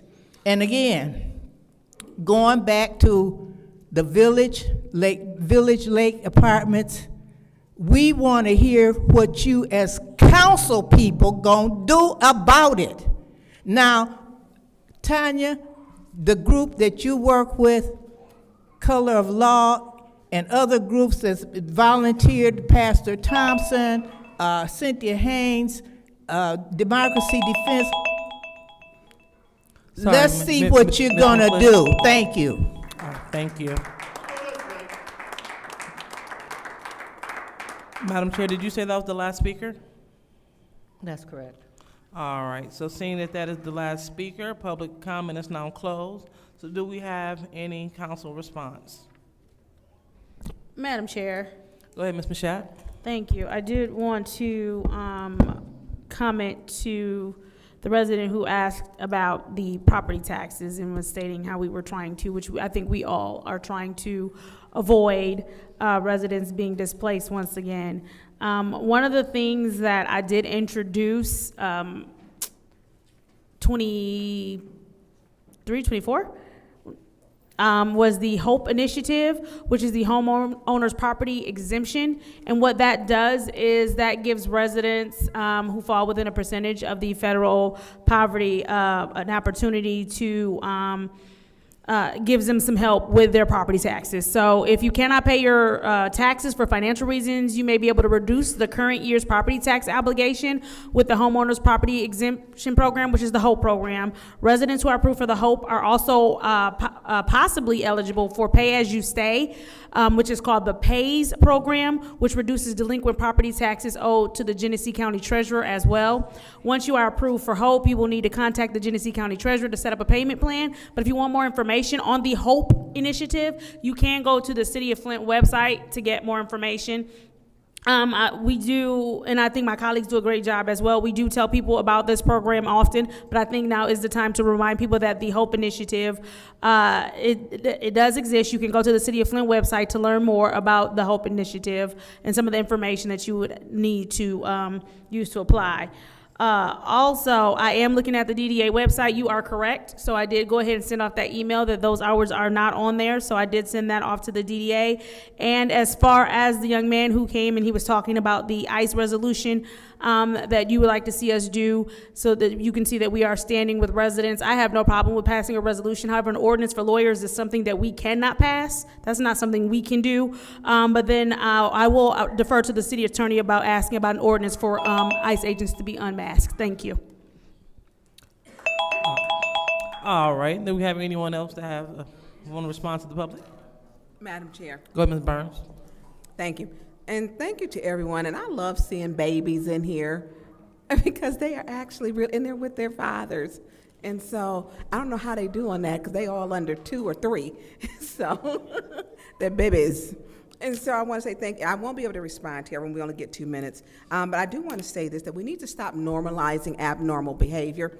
Domestic violence is a problem. And it's not Ms. Biggs, it was the officer's testimony that shook me in the court where Kiki Martin stated that she was beat by Councilman Leon El Alamin. That shook me. That's a matter of court record. He currently lives down the street from me and is tethered there. We know that it's had 2 or 3 other addresses. He shouldn't be voting. It's not normal. I'm not going to normalize abnormal behavior when her entire life has been uprooted. She's had to live in shelters. It's not normal. I'm not protecting anybody when you do something. I'm not waiting. Not when I was at the hospital with her, took the pictures of her bruises on her body. It's not normal. He doesn't live in the city of Flint, and that house that has been burnt up 3 different times is what was on the address where he filed a false PPO on me. He's a distraction. He should not be here. And we need to start speaking up and speaking out and quit letting little stuff like this slide as a body of counsel. We have to stop it. I don't have nothing to hide. Investigate me. I live where I live, and on Tuesday night, he can come take my trash can in because he's down the street from me in the 6th Ward, as far as I'm concerned. So, Wilhelmina, the grandmother, her name is Wilhelmina Guy. I did not mention that, but praying for her family. She did pass away. All right. Anyone else for council comment? Anyone else want to do council response? All right, now seeing that there's no one else, I'll go ahead and take my time. Just wanted to inform the public about a couple of great things that's happening in the community. The first thing is Zeta Phi Beta Sorority Incorporated. They have an event where they have free laundry to the community, and that's when the community can come and wash 2 loads of clothes for free. And this is going to take place at Pro Clean on 3802 East Court Street, January the 16th from 4 to 6 p.m. Again, free laundry to the community at Pro Clean, 3802 East Court Street on January the 16th from 4 to 6 p.m. In addition to, there's also the Bob Emerson Scholarship. This is the time of year when a lot of individuals want to seek funding for our scholars. And the Bob Emerson Scholarship is available, and the deadline to apply is January the 16th. So you can find this information on the Community Foundation website, in addition to the 2nd Ward webpage. And then the last thing is we're having our 2nd Ward community meeting. And the 2nd Ward meeting will take place next Tuesday at a new time, starting at 5:30 to 7:30. So we're going to have a couple of city departments there to answer some questions. We had some residents say that they wanted to hear from the Economic Development Office, the Office of Public Health, and so forth. So we want to make sure that we are giving out good information. So although it's a 2nd Ward meeting, we want to invite everyone that wants knowledge about the city of Flint to come out and attend. All right, so that is my time, and we will move on to the consent agenda. What's the pleasure of the body? Go ahead, Ms. Priestley. I move to approve the consent agenda. Oh, okay, there's a motion to approve the consent agenda. Any support? Supported by the councilwoman in the 7th Ward. Do we have any separations? Madam Chair. Go ahead, Mr. Pfeiffer. 260000. Okay, so the first one. All right. Any others? All righty. Well, seeing that we have one separation, we will go ahead and move forward with the consent agenda with the one separation of 260000. Roll call, Madam Clerk.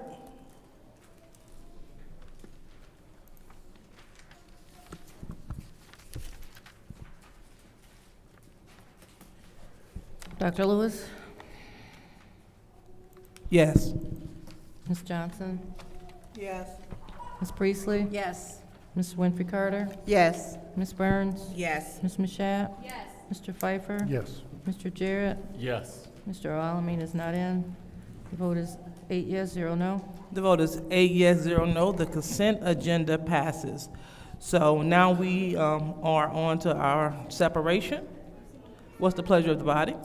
Madam Chair, Ms. Priestley? motion to approve. So there's a motion to approve Resolution 260000. Any support? Any support? Seeing that, all right, so it is supported by the council lady in the 7th Ward. Any discussion? Madam Chair. Go ahead.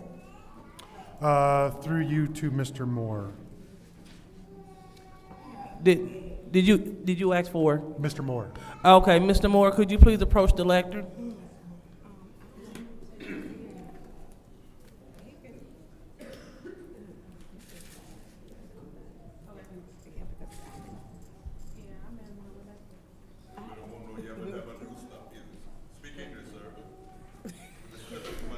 Mr. Moore, I've read all the documents that you've sent.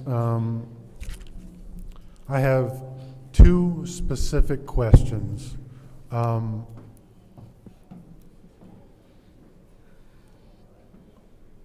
we going to reduce any personnel by purchasing this? I highly doubt it. Okay, thank you.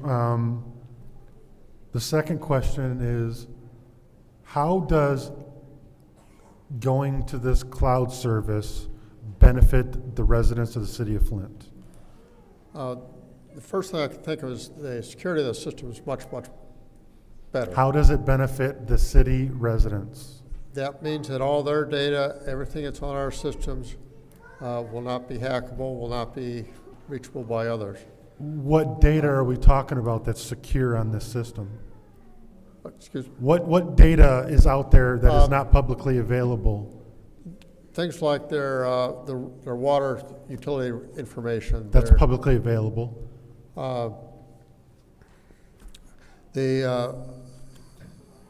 Anything that goes through the licensing process will be available. That's publicly available. It's just that it's going to be more secure. I mean, it's okay. And thank you for that. Like, I'm just trying to figure out what's the benefit. All the from the city's employees' perspective. From the city residents' perspective, okay. Because I'm looking at this and I'm saying, okay, $600,000, almost $700,000. We could hire 5 more police officers. We could hire more firefighters, and those would be a benefit to the city of Flint. And I understand trying to make the employees' jobs more easier or anything else, but if it's literally not costing the city of Flint any more residents to stay on our internal servers, there has to be a benefit for this cost expense in my mind. At some point, we have to make the switch. The vendor's not going to keep this version of the software going forever. So what's the date on that? They have not given a firm date. We've been, I'm my sorry? talk with the salespeople indicates it's going to be in like 2030, 2032, somewhere in that range. So my perspective on that, and my counterpoint to that is, that's 6, 7, 8, 10 years away. How many lives can be saved by using that money to benefit the residents in transition at the last possible moment if needed? I'm in the mindset now of, does any of this help a resident? Just a single resident, does it help a resident? And I've beat my brain up for 3 days trying to, okay, well, we're going to be the first, we're going to be the largest one of this contract. We're going to be, we're probably obviously the biggest contract if we're the largest. We're not the largest. You got Lansing, Sterling Heights. I believe Kalamazoo is bigger than we are. I'm sorry, Stacy said that we would be the largest last week. That's not true. Okay. you know, Lansing's That's clear- exactly what Stacy said. I right? understand, but Okay. if you look at the list that I sent you, the city of Lansing is in the cloud version right now, and they're bigger than we are. Well, when someone up here, and you know, I wish that, no, I won't say it.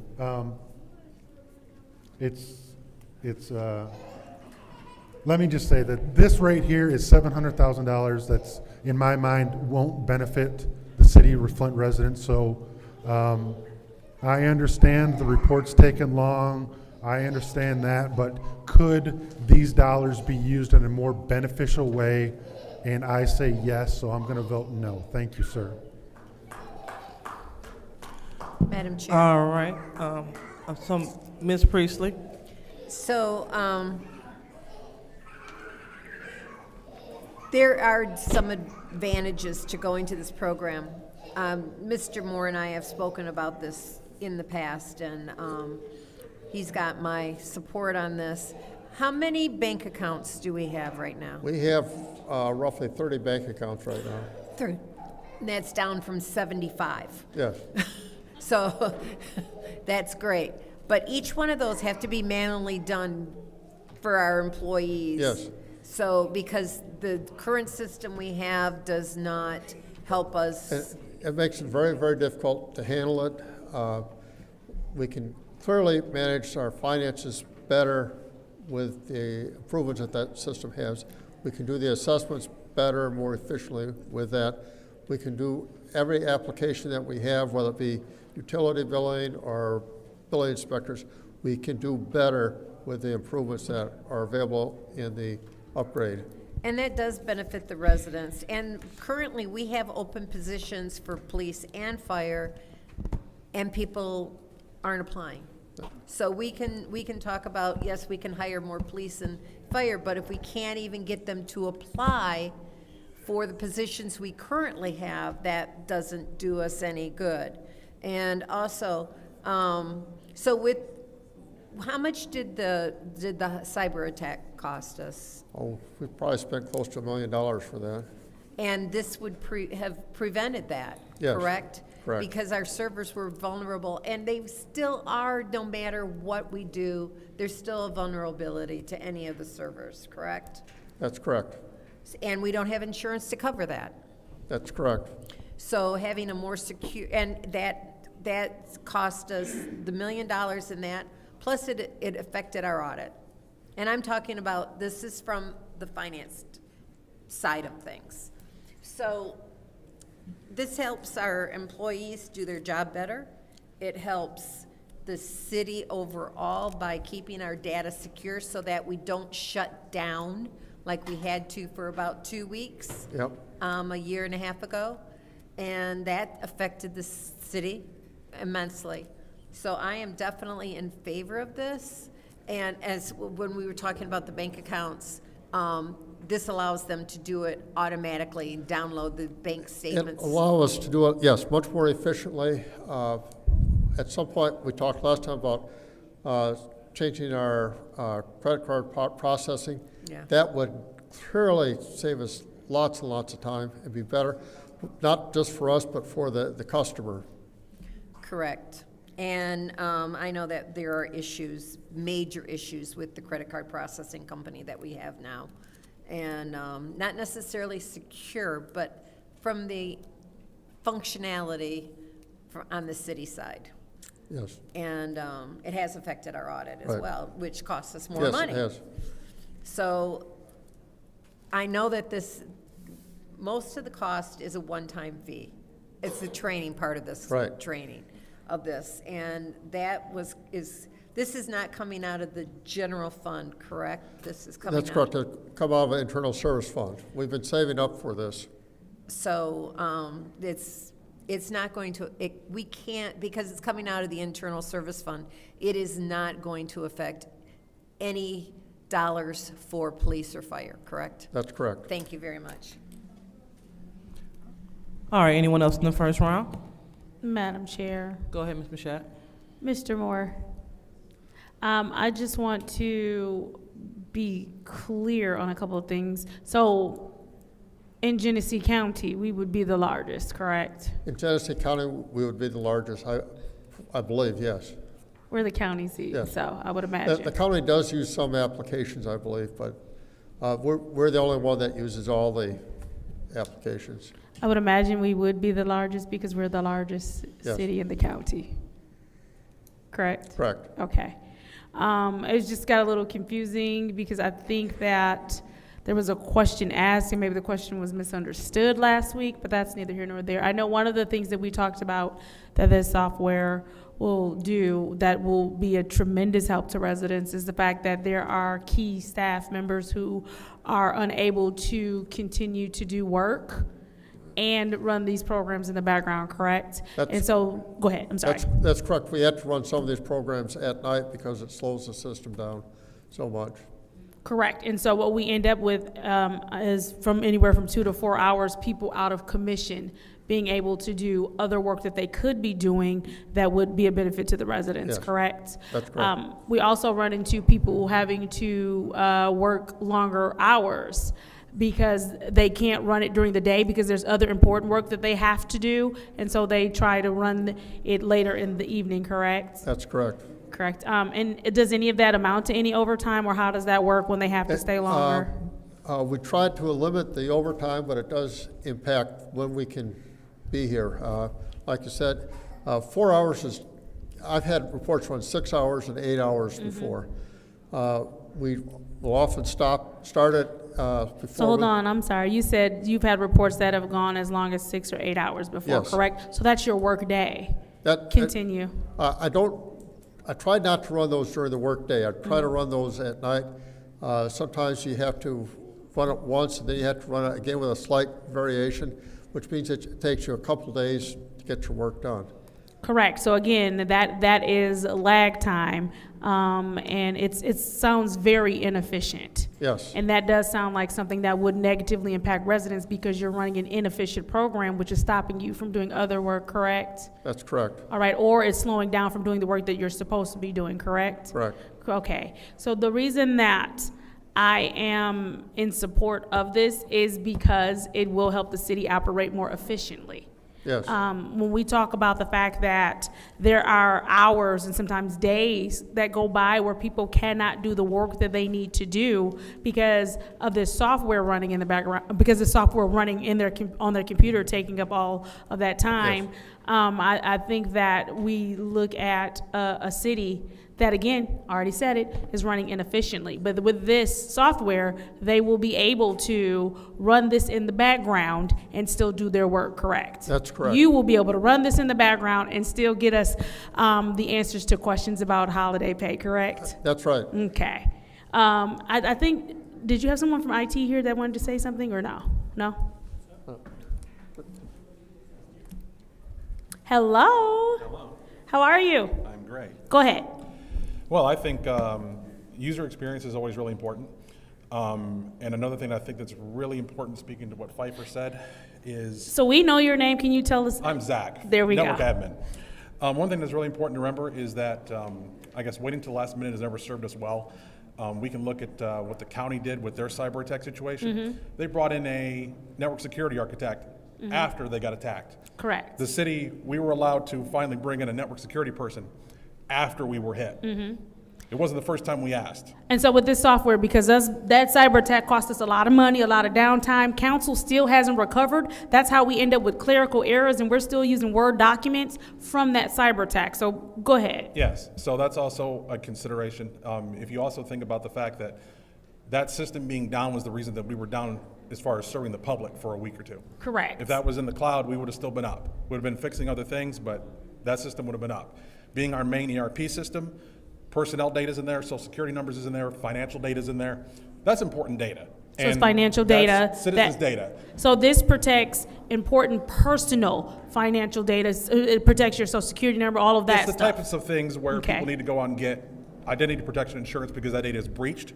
That's in Yes. that system. Okay. So, and any kind of speed boost you get from a system like that is very important, especially if you could imagine saving 10, 20% of the man hours over a year. You're talking tens of thousands of hours that residents are not waiting for things to get done, answers to questions, on and on. Thank you. That is my time in the first round. All right, anyone else in the first round? All right, seeing there's no one else, anyone else in the second round? Go ahead, Mr. Pfeiffer. Mr. Moore, Zach just stated himself that this is gonna save tens of thousands of man-hours. How are we not reducing any staff members because of this? I think if you were to look at our workforce, they're all very stressed for what needs to be done. We're all running behind in various areas. Hopefully with the software, we can catch up and do what needs to be done. I don't think we're be likely to reduce the workforce, but we will be able to catch up and do a lot more than what we've done previously. And I'm speaking out loud that at some point, we have to stop spending without any cross members of reduction. Like, when this bank account goes to zero and these ARPA dollars are done and we stop spending like we're the rich kid on the block, it's all like this money in 2027, the $300,000 or $200,000 plus add-on that we're adding to the expenses, because now we're at 100 and some change, and now we're going to 300 and some change. That money has to come somewhere. I don't care if it comes out of the services account or whatever else. All of that comes from the taxpayer. It all, we may have allocated it during budget season, but it all comes from the taxpayer. So to say that it's not going to affect police or fire, we can't hire police officers because they don't want to apply. Well, why don't we give this $700,000 in pay raises or bonuses or something else to get more police? So don't give me the crap that this isn't going to affect the police or anything else. I mean, we act at the last minute almost every time a resolution comes in before, we needed this is important, we needed this last month. Why did it have last year's date on it? We get that almost monthly. So don't tell me that this is important, we have to get it done now. We can't wait until 2030 or 2032 or anything else. The amount of shootings and everything else, don't tell me that this is more justified than keeping our residents safe. And I'll leave it at that. Thank you, sir. All right, anyone else in the second round? Anyone else in the second round? Madam Chair. Ms. Mashat? Yes, I can certainly appreciate my colleague's passion and him being fiscally conservative, but I do want to again point out, and Zach did say something very important, that it's going to save tens of thousands in man hours, meaning that's going to free up the current workload that we have. It's going to save them tens of thousands in man hours for them to be able to do other work so that we won't be behind and this will not be inefficient. Obviously, we know that at the city we're operating at the very base level, so every employee that we have, we are not in a position to where we can reduce, because most of the departments are shoestring anyway as far as the employees that we have. When you have someone here from IT stating the fact that they think that this is a great idea, because one, had we had this during the cyber attack, we would have been far better off, instead of here we are over a year and some change later still trying to rebuild ourselves from that this would have positioned us better. We can also look at the fact that again, we keep talking about how inefficient this government works, and this is an opportunity to make it work more efficiently by clearing up some space and some time and not having to, because that overtime that has to come every now and then is costing us. And so if it is something that puts us in a position to where they can run these reports in the background and continue to do the other work that they have to do, that is a benefit to residents, because then the residents are not looking at some of the wait times that they're looking at for answers and other things that they have going on. I think that if this puts us in a position to clear up some man hours, give our key staff opportunities to be able to do other work and still do this at the same time. Multitasking is very important in government, because if you're not able to do that, the government works incredibly slow. And that's not fair to residents. When we talk about you have pertinent information that is being protected now by the software that we're going to get, that is a bonus to residents. When you talk about them removing the possible ability for us to be sued because we had an opportunity to protect pertinent information and we did not, that is a benefit to residents because lawsuits for sure cost us. And so while we do need to look at how the funding works for this and how it's going to work in the future, I think we do also need to understand that some things are going to work out better for us if we go ahead. What's your? Sorry. So, what's your request? Is to the speaker, is BSNA providing insurance now that if it's on their cloud server for when their servers get attacked? Are they providing insurance to our residents if their stuff gets leaked?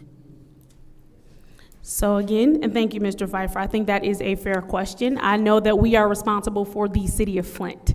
And sitting here being responsible for the city of Flint, I can tell you ways that I would like to safeguard our city. I can definitely respect and appreciate your perspective, but I will be supporting this, and I yield. All right. Anyone else in the second round? All right, seeing that there's no one else in the second round, we'll go ahead and call for the vote for Resolution 260000.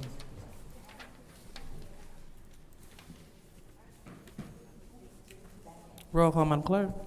Ms. Johnson? Yes. Ms. Priestley? Yes. Ms. Winfrey Carter? Yes. Ms. Burns? Yes. Ms. Mashat? Yes. Mr. Pfeiffer? No. Mr. Jarrett? Yes. Mr. Alamin is not in. Dr. Lewis? Yes. The vote is 7 yes, 1 no. The vote is 7 yes, 1 no. That resolution passes. All right, so now we are on to our special order. And so our special order is our community outreach, our community help centers approaching the lectern.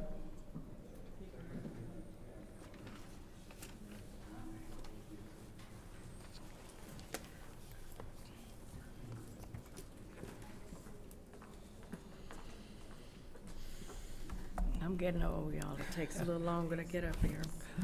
All right, so if you could, we can give them approximately, let's say, 15 minutes on the clock. When they gonna take that? Okay, yeah, just in case they have a couple questions. Okay. This email is from the food bank, and the reason that I wanted to read it to you is because I wanted you to know the authenticity of it. These are not made-up numbers. These are not numbers from the centers specifically by themselves, but they are authenticated and they're good numbers. It is from the Director of Network Services and Programs for the Food Bank of Eastern Michigan. It says the overall insecurity rate in the county is 17.4%, affecting about 70,490 people. In Flint, the neighborhoods with the highest rates of food insecurity, I hope you're sitting, are in your zip codes 48503, 48507, and 48505, where food insecurity rates range from 47% to 57%. For children, Genesee County has the 4th highest food insecurity rate on Michigan's eastern side at 24.5%. The average cost of a meal here is $3.44. Local partner agencies, including Bethel, Asbury, and Greater Holy Temple, have distributed over 7 million meals, with these organizations ranking among the top 5 in the city. If we can support in any other way or provide any additional information, Food Bank says, please let us know. I hope this lets you know the importance of the help centers.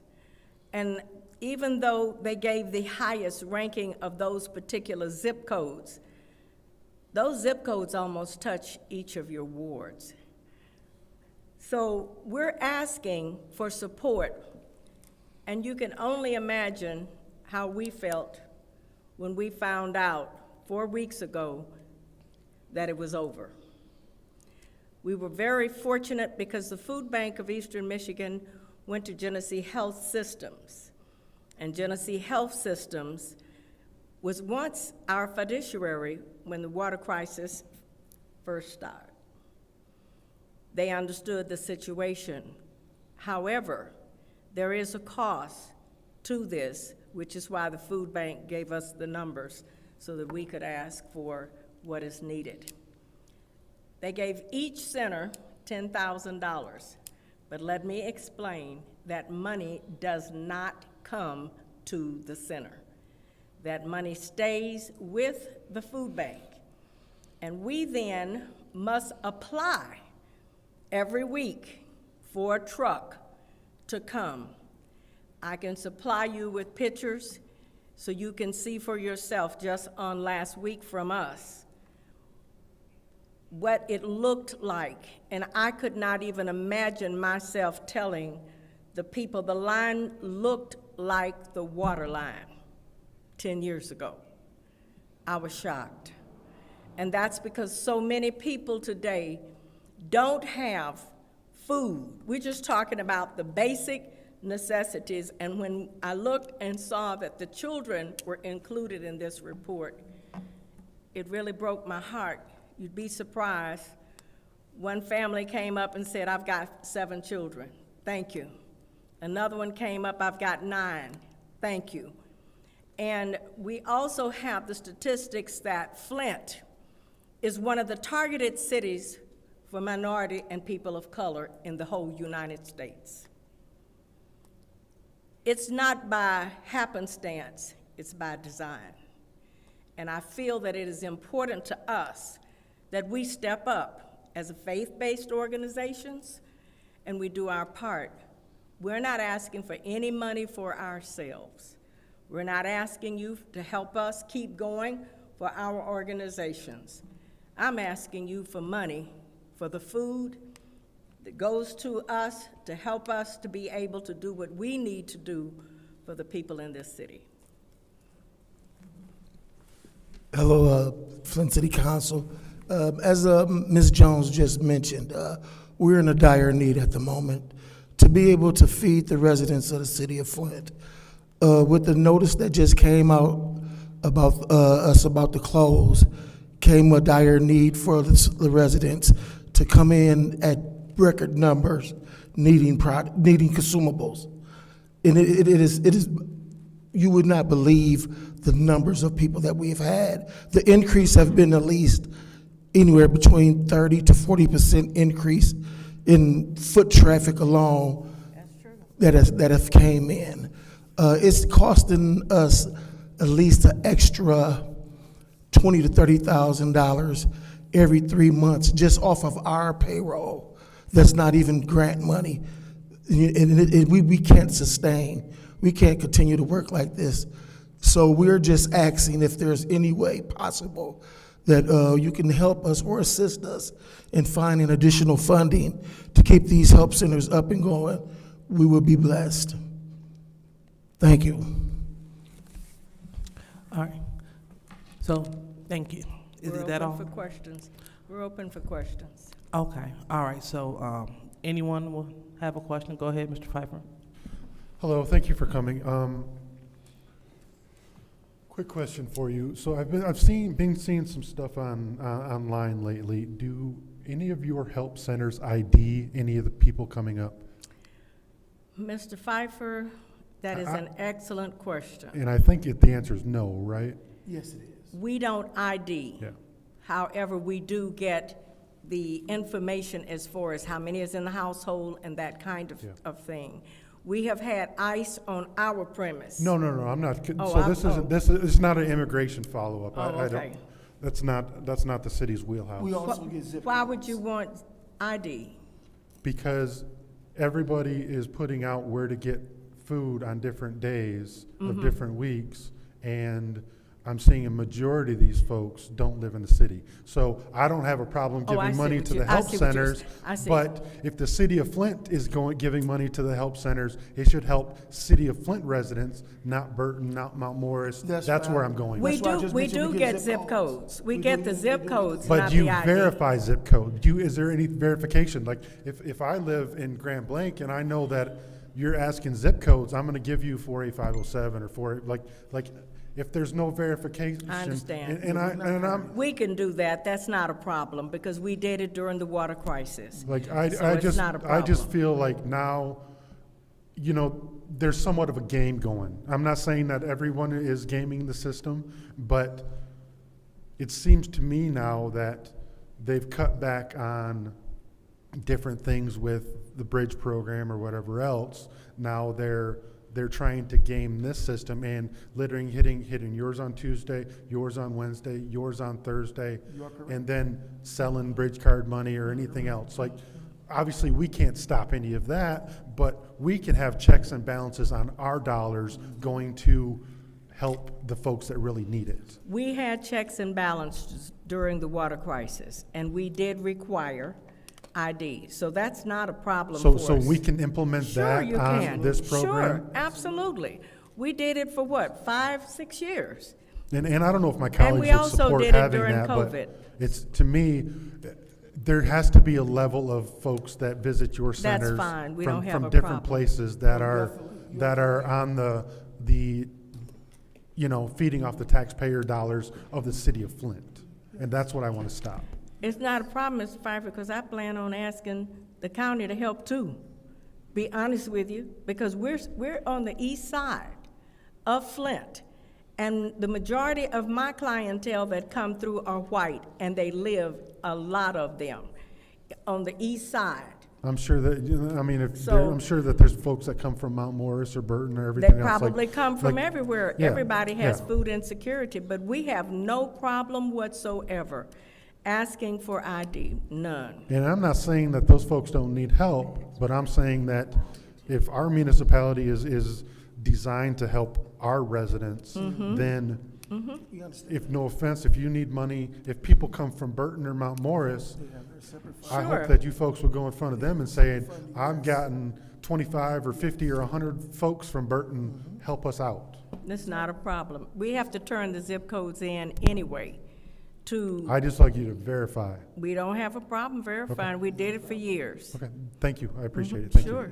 Okay. Madam Chair. Go ahead, Ms. Priestley.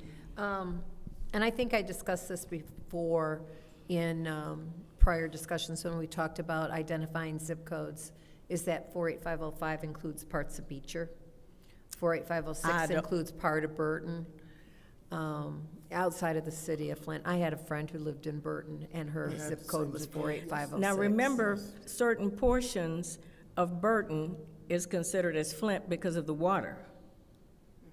This is not. No, This but I'm, area ju- is but I'm, not, yeah, but I'm but just saying, I'm saying that we Yeah. can't rely on just zip codes.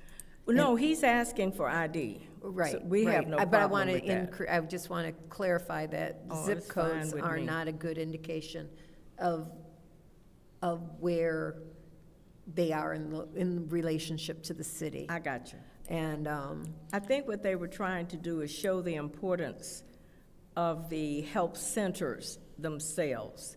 I think that was one of the reasons, too, that they included the zip codes. I'll tell you, I won't go down Davison Road on Tuesdays. Yeah, we're pretty packed. And you are correct about the zip codes. They do run off into the other districts as well, like off into Beecher, off into Mount Morris as well. 48507 does the 48505 same. does. Yeah, 48503 is all Flint. Yes, ma'am. And I think that's the only zip code for Flint. And 7, wouldn't 7 be all No, Flint? No, it's 7 not. It's where?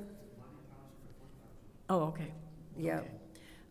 So I think 48503, because it's the center of the city, is the only one that you can safely say is inside the city. I think you're well within your boundaries to want to know that your money that you're putting out is spent for your residents. Well, and we the only have money no that we problem have, with that. the only money that we may even be able to use is ARPA, and ARPA requires the people to receiving the services to be from the city. And I'm glad that you guys are able to service other people, because it's not just the city that is having food insecurity. It's people in Beecher, it's people in Mount Morris Township, it's people in all over the county. right. So I just wanted to clarify that the zip code issue is for people, not necessarily you, but other people who are listening too. And I do think you guys have done great work. And Kevin, you didn't know that about the $25,000. That is coming. Thank you, ma'am. But Okay, I wanted to let you know about that. But let's as keep well. in mind that that is totally separate. I want the board to know, the council to know, that is totally separate from the help centers. Right. It is. Yeah, Right. okay. And that was because I received a call for the need, even though Asbury is not in my ward. People think it is, and I shared that information with Ms. Johnson as well, so she was aware of that, because that is in the 3rd ward. And I've made it known, I grew up there, so I have a heart for Asbury myself. Thank you. Thank you. All right, anyone else? Madam Chair, Go ahead, Ms. Burns. I had to put a motion on the floor to add another 10 minutes because we're down to. Okay, it's a motion on the floor by Ms. Burns to add 10 minutes, supported by Mr. Pfeiffer. Roll call, Madam Clerk. Thank you. Ms. Priestley?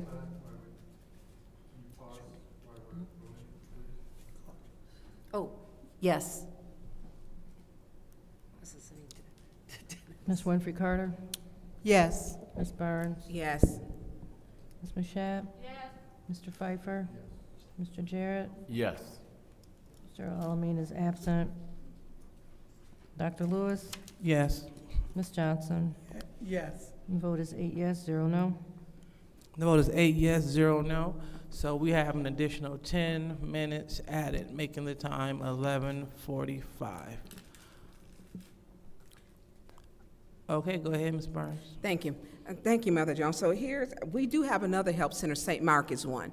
So I went to a meeting, so there's now 4. But they're not a help center. They're considered as an agency. No, ma'am, they are now a help center. I was at a meeting there. They asked them to be a help center in December. So they did. So what I want to, because the problem is big. The problem is not just, and Bethel is in my ward. So I know about Bethel because I gave my ward money to Bethel to make sure people in my community could be fed because it was that important. But your problem is not, like we gave $25,000 to St. Mark. That's not in my ward. My issue is, and I've worked at your center, so I know.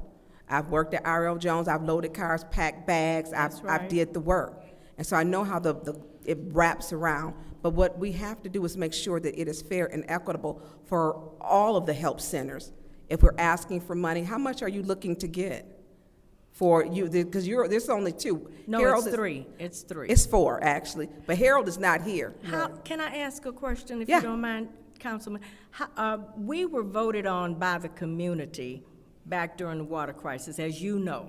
So I guess my question, I see St. Mark as an agency like R.L. Jones is an agency. So my question to you is, you said you were there for them to be voted on in There was a meeting, and they asked them would they like to be a help center. Their entire board was there, and they asked them, and they did agree that they could be a help center. But I mean, it's needed. I'm not going to say. No, it's needed. What I want to say is, because how I do would we? have been talking for them too. Yeah, You know, that's and why I it was just asking. happened. We're just in January. Okay. And so my question is, how much are you looking for funding for this? Because no one's given a number. We want to fund the year, because right now, And so how much is your year? You do I weekly. think that's right around 168,000, if I can remember the figures correctly. And so that's, so 168,000 per yes. help center. No. Is that This for all of them? all 3. Yeah, This was all is for 3. 3, though. Yeah, Okay. it wasn't And- per help okay. center. No. And so was this is 3. for the food, not labor, because in the wintertime, I know that you have to do propane heaters. Right. Some It had volunteers. nothing to do Request with for anything information. but the food. 1 second, Mother Jones. What is I'm your sorry. request, Mr. I'm Pfeiffer? sorry, the 168 is per each individual, or are we talking 60 per each, or 56 per each? So $56,000 per year, or per center, Per fund you for center. a year? Per Fund you center. for a year? Per center. Yes, sir. I'm sorry, Miss. Okay, and so that is because your truck should be, I believe it's $1,000 for a truck. And then if you're doing so there's Monday Bethel, which is my ward, Tuesday is Asbury, Wednesday St. Mark's has been serving, and Thursday is Greater Holy Temple. And that doesn't include like the other agencies. So I think what we really need to do is figure out how much it is to feed all the help centers. I would add, like Councilman Pfeiffer just said, what, 56, did he say? Like he was saying 56. Now, that's strictly just for the food. I know it more than anybody at this So if we point. added the 56 on for St. Mark's, Right. then that would give you your total. Right, our total. And I think we Right. need to look at that holistically to where we got some real numbers, so that, and the numbers weren't out there. Right. Because I want to make sure we're taking care of the entire community, and that everybody can eat in our community if we can find funds to fund this. Absolutely. Because I will not approve anything unless we're approving everybody to eat. That's just where I'm at. That's Because fine. the lines are long, food No, that's insecurities fine. are real. So the IDs, I was told you could not ask for IDs. Yes, you can. Okay, well, You I'm gonna check with that, and I'm in the process of sending an email, Yeah. because they said that you couldn't do it, that you could not ask for. I think, does that have to do with ICE, you think? I don't know, but I will clarify that. Okay. I understand what they're saying, Councilman Pfeiffer is saying, well, if you know to go all these different places, then you know, some people may be running, but I've worked them. And I've seen these, you know where these people are, you talk to And them. they need it. Yeah, and so I'm not going to, because I've been there, and worked at all of them. And it's not a fun job to do, but you are serving the community. And so I don't see like the repeat people. Now, there are some who will hop back in that line. Sure there will. They will literally go through the line, come back, and get back in at the end. Not my line. I have seen that. And so, Mother Jones, I'm saying maybe, but I know it happens. But it's not a high incident of it, is Sure, what I'm that's saying. right. You're absolutely It's not, right. it's minimal. Right. Because how many people really want to get government commodities? You're right. Yeah. Unless they have to. You know what, Judy, And stand in line. She's saying lots over Stand here. in line It's not, have you for worked those hours. lines? Judy, you have not worked them. You don't know the people. You don't, and to say that is very insensitive. You know, Well, no we've one's had people lining run up out just of to gas. get peanut butter in a silver can, you know? I mean, they're just not. And some of the vegetables, they don't even know how to use them, which RL right. Center teaches you how That's to right. cook squash and different types of vegetables. So when we say that, because then we're targeting the poor, That's then I have a problem with that. And so who wants to sit there for hours to get a box of food? Thank you. Or to get milk because it's $4.89 when gas might be $3.79, and you are on your very last. You're burning a quarter of a tank. Thank you. And so not today. So if you can get us some numbers, please, and, Yes, and ma'am. speak with, I think the come health back? centers need to talk together. Yes, ma'am. And see so that we have some real numbers that we can see. But people are not lining up like that in vast numbers. I'm sorry, they're not. And I'm speaking from the point because I know as the council member up here, I'm in those lines and I'm helping. And so when we talk about feeding the community, we do have, when they've lowered, there's people problems with jobs, food insecurity. And when people talk about it, what I did see was a large number of immigrants, non-English speaking. That we have, but I was told, and I went to the food bank, that we could not ask, but I will clear that up for ID. But if we gonna eat, we all gonna eat in this community, not just one center, That's one right. place. That's The right. ones who have been here through COVID, those who risked their lives with their people to show up, you know, when we had to wear masks. I'm supporting the 4, and it was the 4. It is the 4. That's fine. So, and you can get You with can't them. get too many. You need them. We Yeah. need them. I mean, that St. Mark is populated. I mean, it's a populated area where people live. And That's and true. people know the people true. who You don't come have a up. lot of abandoned Flint's homes not in that that big. We're not Detroit. Abandoned. So, See, Candace over here using the calculator. She said, What you count? we're at 224, because she's calculating. So we need to figure out what we can do if we have enough people to do it, but I want it to be for everybody. It took St. Mark forever to get that money. Literally, it wasn't but a measly $25,000. Yeah, you like, what I'm gonna do with 25? So I want it to be, I don't want any one help center getting more than any other one. If we're supporting help centers, let's support them all and it to be equitable. 25,000, I'm gonna be honest with you, this is why we're standing here today, because we thought, and I'm gonna be honest, that the $10,000 that each one of our centers was getting, we actually thought that was gonna carry us to what, September the 26th? And that's when it came back and said, it might last 2 months. Okay. Well, So, I'm gonna yield the floor. I know what so you're saying. So I'm I yield agreeing. and I'm not cutting you off. I That's yield all the right. floor, Madam Chair. All right, so anyone else? All right, seeing that we don't have anyone else, I'll go ahead and take my time. In the spirit of ARPA funds, keeping in mind that the funds must be spent exclusively with City of Flint residents. Our colleagues, they stood on that, and I definitely understand the sentiment when we're talking about feeding our residents, because the county receive funds, and I believe also other areas also receive funds. So this money is specifically for Flint. I just would like to highlight that we did not have these expectations when we gave St. Mark the money. We just gave them the money. And I remember Asbury again when we got the money. So I just want to make sure that we are being equitable, because Pastor Thompson, he said on record that they feed people from highways and the byways, from Flushing and different zip codes outside of the city, and we still didn't have a problem giving them the money. So I don't want that to be an impediment, because this body have allocated funds to St. Mark, and they admittedly service individuals outside of the city of Flint. So I do understand that I have it on audio if we need to be refreshed of that. But I would definitely love to support our help centers if they are the fourth. Go ahead and supply the food bank with the proper funds to take care of everyone, because food insecurity is serious. You know, I was filling up a local pantry on the corner of Seneca and Pasadena. We have some residents that have partnered with me to adopt it, and I had people waiting on me to put things in there so they can take things out. Families walking up and down the street. I have individuals that reach out to my work phone letting me know that they love leftovers, so that whenever we have a meeting or a community event, they look forward to receiving a warm meal from the community event that I attended. So when we say getting out into the streets and understanding the need, I definitely understand the need.